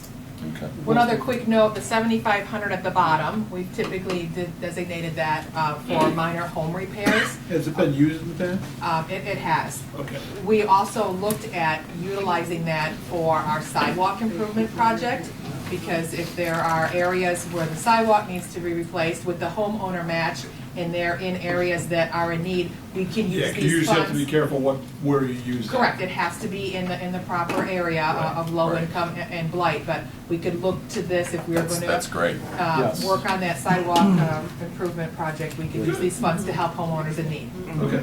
So, Perfect. so this is our recommendation for allocations. Is there any other discussion? Would anybody like to see Well, funds allocated I'll in go another ahead manner? and, I'll make the motion, we can discuss if they want, but I'll make a motion to accept the allocations as presented. This is annual, correct? Correct. Yes. So motion by Hart, support by Poznanski. Any other discussion? All in favor? Aye. Any opposed? Motion carried. We have before us a parade resolution. Every year, Chief of Police puts together a proposed list of parade dates. It did initially include a parade for St. Baldrick's. We are not having a St. Baldrick's parade this year, so we eliminated that one from the top. So we have Memorial Day Parade, Monday, May 27th, Mummers Parade, Sunday, September 1st, Children's Parade, Monday, September 2nd, the Floral Parade, Monday, September 2nd at 1:30, Homecoming Parade of Wednesday, October 3rd, and the Christmas Santa Parade, Thursday, December 5th. Motion to Motion to approve, accept the the- parade resolution? motion to approve the 2019 parade dates and times for council resolution approval. Okay, Bartholomew, do we have support? Support by Poznanski. All in favor? Aye. Any opposed? Motion carried. Mitt TV, State of the Mitt. We are almost done. I'm gonna make this as short as possible and let everyone go home, but I just have to show you that your first live streaming is on right now and has been on for over 2 hours, and your community is talking Okay. about all of the subjects. Okay. So it's a wonderful thing. We'll be able to go back and review that, even though we can't watch it live. We can watch it and then we can still see their comments. Oh, sure. Okay. Yeah, Will the we see comments say that we had to break to put the batteries in. Will we see the comments? You can go on and see it? We can too? Absolutely, Okay, yes. okay. Yeah. And it will be streaming again tonight, or when will it be on again? You can watch it over and over. And then the Okay. edited version Okay. with the front end and back end will be up in a couple days. Okay. But you can watch it live now. Thank you. No problem. I'm Ruth Heidebruck. I'm the director of the Mitt TV. And the Mitt TV annually reports back to our customers on the state of the Mitt. And the Mitt Inc. is a working nonprofit service located in the heart of the village in Romeo at 329 East St. Clair Street. It is run and managed by myself and a team of independent contractors. The Mitt TV was established a little over 3 years ago in 2016. The inspiration to create the Mitt TV was a need for improved communication in our communities between our local area businesses, schools, residents, organizations, and government entities. We wanted a positive portal that would focus on the people and the stories that live here. It is funded by 2 municipalities, including the Village of Romeo, and also a philanthropic arm that gives us the ability to give back to our communities in the form of added services, added coverage to all local events and causes, sponsorships, internships, scholarships, and more.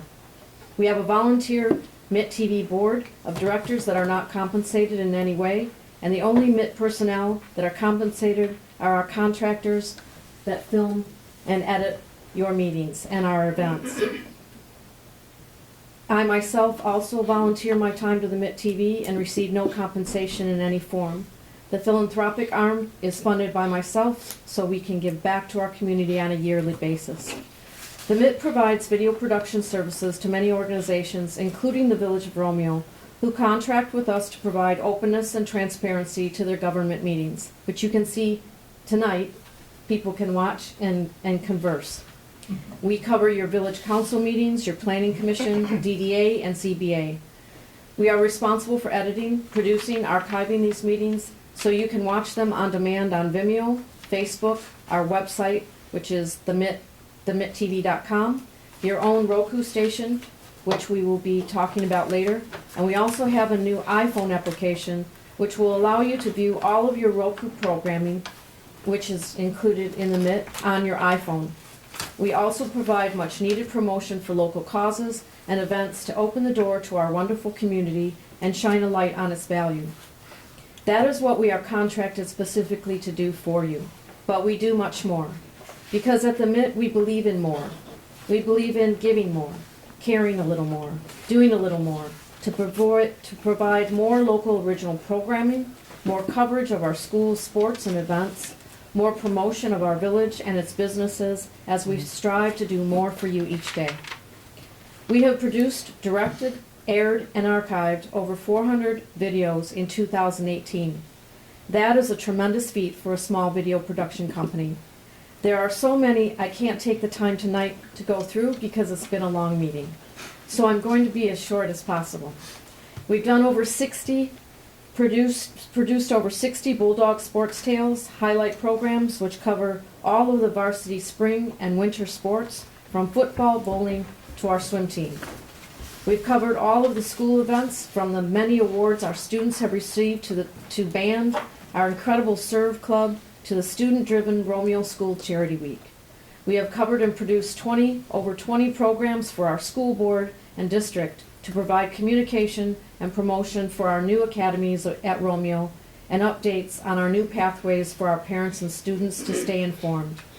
We assist our video production class at the high school and will be intricately involved with assisting in the move to our new academy location. We have 4 Romeo High School interns that work for us, and we are teaching them our trade. We produce 20 Mitt Bits, over 20 Mitt Bits, which are very popular with our viewers, and typically focus on highlighting our many local events, from Manufacturing Day to the county's birthday, so our residents can stay informed. We have done over 28 chamber events, from the Emmas to the Night Under the Stars, and all of our ribbon cuttings for our new Business Monday program, which highlights our new businesses so you know where they are and what they provide. We've done over 22 public service announcements for nonprofits and organizations that are trying to get their word out. Not to forget the major events that go on here, like the Peach Festival, Harvest Days, Venture and FEE, and Kiwanis golf outings, all of the holiday events, and of course St. Baldrick's, which is coming up next month. But of course, because of our coverage of these events, we are directly responsible for increasing the attendance, commerce, and introducing our surrounding areas to these events in our towns. We produced our first Mitt magazine in 2018, and it was a huge success. We distributed it during the Peach Festival and donated our time and ad space to the Romeo Lions and other nonprofit and businesses in our community so that they could get their word out to the hundreds of thousands of people that come into our town for this event.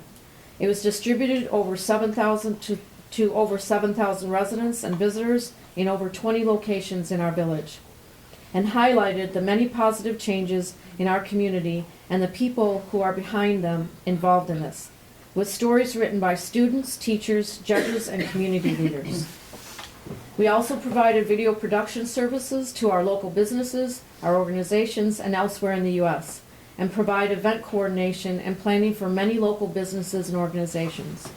We worked hand in hand with the schools on the video production classes, and we taught them how to produce their own PSAs and produce the positive you that is viewed each Monday morning at Powell Middle School and will soon be in all Romeo schools. These videos give kids a fresh positive start each morning to face the challenges that they face every day in their young lives. We also donated much needed state-of-the-art video equipment and trained their students on how to use them so they too can be prepared for future career in the video production business. We have generously supported Samaritan House, Kiwanis, Chamber of Commerce, Romeo High School, Starkweather, the Yearbook Club, Four Corners Community Meal Program, the FEE, the Lions Bear Camp, FAN, Nest, the Sharing Tree, Prevention Concepts, and many, many more. We have branched out to bring the North End closer to Macomb County so as to take advantage of the benefits they can give to our community, which we have seen tonight. That is just a tip of what we have been able to achieve in 2018. We are successful in what we started out to do, and we are thankful for the trust that you have put in us to deliver the news to your community, and we thank you for this opportunity to serve you. In April, we will be celebrating our first open house for our new state-of-the-art Mitt TV studio in the heart of the village, right next to Four Corners Diner. We are very excited about this new move to the heart of our community, and everyone is invited to our celebration, and you will be hearing much more about that in the near future. You can reach us on our website, on our Facebook page, or call the studio, or just stop in and see us. We will be announcing and unveiling some exciting services in 2019, and would like to request to be put on your agenda for your next meeting so we can do a live demonstration on how easy it is to hook up your Roku TV, which will be working on the web, which is AT&T, and the and the programming from the comfort of your living rooms. We also will be premiering our new iPhone application that will allow you to use your phone to watch our programming and watch the meetings just like people are watching now.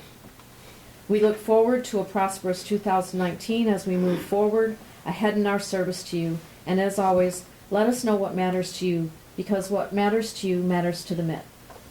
Thank you. Thank you. Thank you, Ruth. Again, we appreciate everything that the Mitt TV does for this community and the services that you provide to us. Indeed, we'll look forward to your presentation at our March meeting. Thank you. And your open house as well.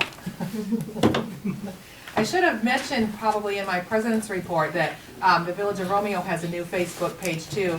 Clerk Trapp and I created Romeo Village Hall on Facebook to allow us to post immediate bits of information that may affect the village residents, whether it's the water bills or closings, the website being down, or just important updates. I did feel it was okay to have Ruth as one of the administrators on that page so that she can post directly to our Facebook page links to the programming and to our meetings, so it may be easier for our residents to find. So if you're not already following the Romeo Village Hall on Facebook, please follow us and like us. And you'll be able to watch your meeting live on that Facebook page also.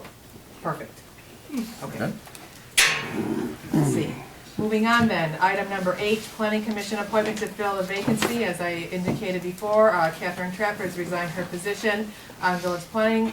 Jay Foltz, who submitted a letter of interest both to the DDA and to fill the vacant trustee seats. I did not request a letter for the Planning Commission, but I did have a conversation with him.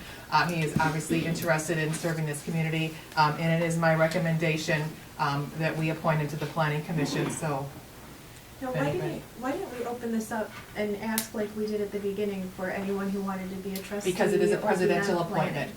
It's a presidential appointment and recommendation, and I met with him and I talked to him, and I think he'll serve the community well. So, if you're looking for a motion to approve. I'll make a motion Dan. to approve Jay Foltz for the planning commission. Second that. Motion by Edwards, support by Seidel. All in favor? Aye. Any opposed? Nay. Okay, we have two final agenda items. We have the bills. Item I. I had requested the bills because like I mentioned to you in our phone conversation that, if you look at our minutes for the last meeting, we only approved, half of the bills. $46,656. There should be the other $470,000 in there, the bills that I received. We should approve those. Is that a normal, If you look at the bills that we approved today, we approved two like bond amounts. payments and things? Are the bond payments in there and, I think that was the other report she got from. yeah, is that It is That's included? why there was only one It is the number. other report, but that's what I'm saying is we should have, just like today, we approved those two amounts of money, we should have approved the two amounts of money last time. So that money is spent without approval. What, bond payments? Is that what's No, in? there's a lot on there. Hey, okay. I can't direct you because you don't, we don't. Was that the report that the accountant gave you but nobody else got? Yes. Okay. But then we got everything when we came to the No, meeting. that's why this only has half of the amount in here. But the other half was already in our packet. Was it? I thought that the motion was for both, so all I can do is go back and refer to the audio recording and have Clerk Trapp review those records, and certainly if we were remiss in approving those, then we would But add again, it. if I only got them because I went in, nobody else But even historically, got we've them. never gotten any more than basically what's on that list that we No, currently do today. we didn't get bills we should have last month. No, I'm talking the last 10, 20 years, 30 years. I believe that you This did is get, basically you got the list both we sets of see bills. is what we And So get I for just the went last in and 20 asked years. for bills that I already had. the report that was The person printed for didn't know what they you, were doing. your request, that again, report. that I indicated was the problem, because you came in and you asked direct from the accountant Renee. She was unclear of which report we would typically even see in our packet. So this time, I made sure that I reflected a packet from a year ago to make sure that what was pull out a included packet in from a this year ago documentation. And see what bills you're in And this there. time, was everything included. was correct, and that's all I Yes. got. She Yes, gave me but the what I report, should have the gotten. report that was presented at the council table should have been inclusive of everything. It was indeed different than the report that you got when you went into the office. And we discovered those discrepancies when we were trying to answer your But concerns as it when we reflects looked at the bill in the removal. minutes, we didn't have those monies to even approve. That's why there's only one amount here that we approved. I'm concerned that we need to go back and reapprove that amount of money. Let's take a look at the, Yeah, we don't have it in front of us. So will you right take a now. look at that and report back to us next month on that? Absolutely. Okay, that's. And if we did not approve them, then I'll put them on the agenda and we'll Perfect. take a look at those. Perfect. Thank you. Anything else on that agenda item? No, that was what I Okay. wanted to talk about. Perfect. Last agenda item is the redevelopment for Ready certification, RRC. This is a program that is put on by the MEDC. It's funny that JP was here because a lot of the stuff that this program touches on is similar to that. So he would actually be helping us out in going through this program should we decide to do this. This program is beneficial to us on so many levels. Only the people or the municipalities that go through this program can receive grants from the MEDC. So if there's only, I don't remember, if there's only 30 municipalities that are in it, you get a greater chance of more money as opposed to, back about 2 years ago, anybody could apply for that grant money. So going through this program helps us be eligible for more grant money. It helps us, just like with JP going through those certain documents that he'll go through, this will help us go through all of our documents free of charge and help us update all of that too, and keeps us on the path to updating everything. I put this on here because plan to go to, to finish training on Thursday, but I don't want to go to training if this is not something this board wants to do.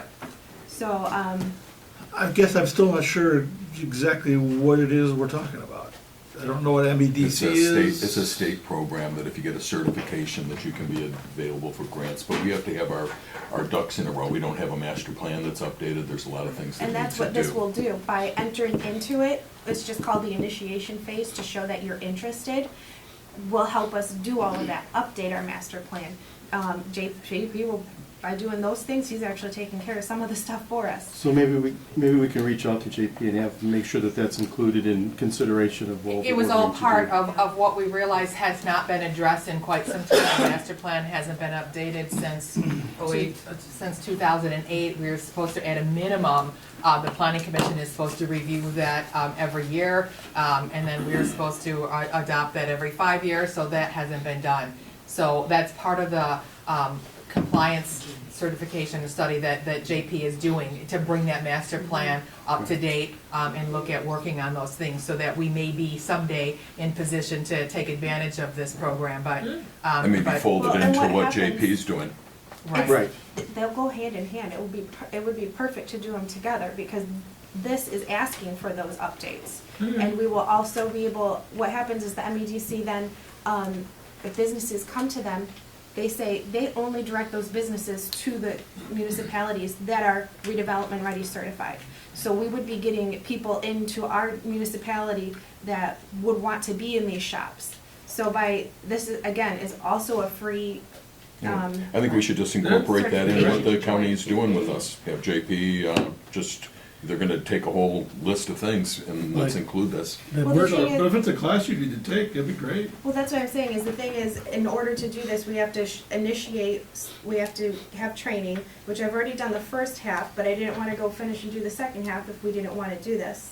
And then they ask for a resolution of intent, as in, we would like to be a part of this. Is there a window that we're dealing with? Do you have to be signed up by a certain date? well, it would have been beneficial probably to have some information on this program in our packet. But let's just ask without- JP, they're gonna do that. Let's have them, Right. ask them about the program and how that They're fits two with us. different programs, though. But like- we're gonna have to help JP, right? There's gonna be a level of commitment on our part to be spending time with JP, whether it's all of us or you two or what, so. Is the class gonna not be available later, or? Oh, No, they're it's- available, I think there's 3 available this year. This is the only one that I could get to. So you're asking us to support I you have to in go to this? Lansing on Thursday, so if we don't want to do this, I'm not going to Lansing on Thursday. I don't at 8 know if we o'clock. want to do it I or don't not. see it, I don't think it's a don't want to, I just think it's like. Yeah, but and if we have other, it's not a total, we'll have other opportunities. You know, let's let the county work on that along with our stuff. Keep it in mind though. Yep. Okay. I noticed we don't, okay, go So ahead. no board action on that. At this time, we have a public forum. Is there anybody in the audience that wants to address this board on any non-agenda items? Yes, Mr. Rich. Okay, I have 2 observations and a Yes. question. Number one, try to remember that Smyrna House is a local organization. Number 2 is if you had chairs like this up at the meeting table, the meetings would be run shorter. I can't continually agree. apologize for those chairs. We need to I go did ahead. suggest to our treasurer that she bring a pillow to sit on because I knew she would be out there for quite a while, so. Did you see how I the do allegations apologize. went, though? Right. Did you see this? No. Yes. Okay, here, I'm gonna give you Yes, this, so just so you can we did understand. allocate a large percentage of our capture to We Samaritan have a House. total of $10,000 and $7,500. Can we, You're only gonna have a choice when he's of done, 500. I noticed we don't have councilman comments, I had one to make. So A we have brief one? $2,000 total, and everybody's asking for $2,000. Councilman? We did. It's technically under your treasurer's, or your council, your trustee report. At the beginning, that's where we moved that. Oh, Okay, you guys are a okay. great But organization. absolutely, if Since you I want to do it didn't on a know, public forum, go. I'll never do this again. I Right. still have a I'll wait Oh, till yes, he's- he's got one more question, yes. My question is, has the village taken any action with the road commission to get left turn signals on 32 Mile and Van Dyke? That was part of the study that they did when they revamped those 4 corners, when they restriped it and they put in those new poles. And apparently, all their experts did not listen to us when we said, how can we not have a left turn arrow there? They fought us, that it is a county maintained road, and we lost that battle. So, we did, but I can ask them to since that project was completed, to reinitiate a study, to see a need on how the traffic is backing up, and to see how many accidents there have been because there is a deter arrow. So, I'm happy to at least make that contact. They did say we could revisit it. I think that the county responds to a pest. Okay. Have at him, Mr. Risch. Right. Well, we really do have a good working relationship with the county, with JP and all the people with the road commission. We really have got a good. So we will work on that. I sat there one day and there were 7 buses lined up on Van Dyke. I know. It's a problem. It is a problem, and I knew it would be moving into it. They started flying down our street because they don't want to wait Just- a delay. Yes, they take all the alternative routes in the neighborhoods. Real quick, our church, the Romeo United Methodist Church, the Fish Fry Church, I like to say, will be hosting a free breakfast this Saturday.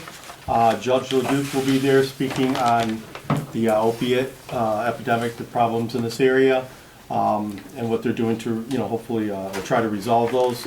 And so it is free. I don't know the time. I think it's 9. And the Mitt TV will be there as well. I was already informed of that. And I'll be in charge of pancakes. I make pretty good pancakes. All right. Any other comments from public forum? If I could, real quick, I just had a chance to reread the letter that Megan presented. I just was wondering if the policy that is talked about in here applies to all residents or just the elected ones?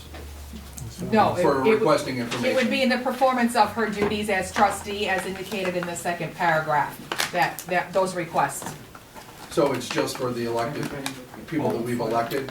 Have to request that way? If I need something, I can still come in 100%. to the office? Yep. Our staff is busy addressing those concerns. As you very well know, you've been in there getting your permits and Okay, whatnot. I just wanted to make sure something And we didn't try and change. make sure that we're available, Okay. during office hours. Just one quick reminder, the office will be closed next Monday for President's Day and observance of the holiday, so there'll be nobody there. All right. Now what are we gonna do? Zach's not here. Motion. I'll make a motion to adjourn. Hold on, I want to welcome the Main Street Coffee House to Romeo. We finally have a coffee house coming. Yay. So Great. welcome Main Street. When is it open? Street. Main They're Street. hoping for April is what they're basically. Great. All right, so we had a motion by Howard, we had support by Bartholomew. All in favor? Aye. Any opposed? Gavel down, right?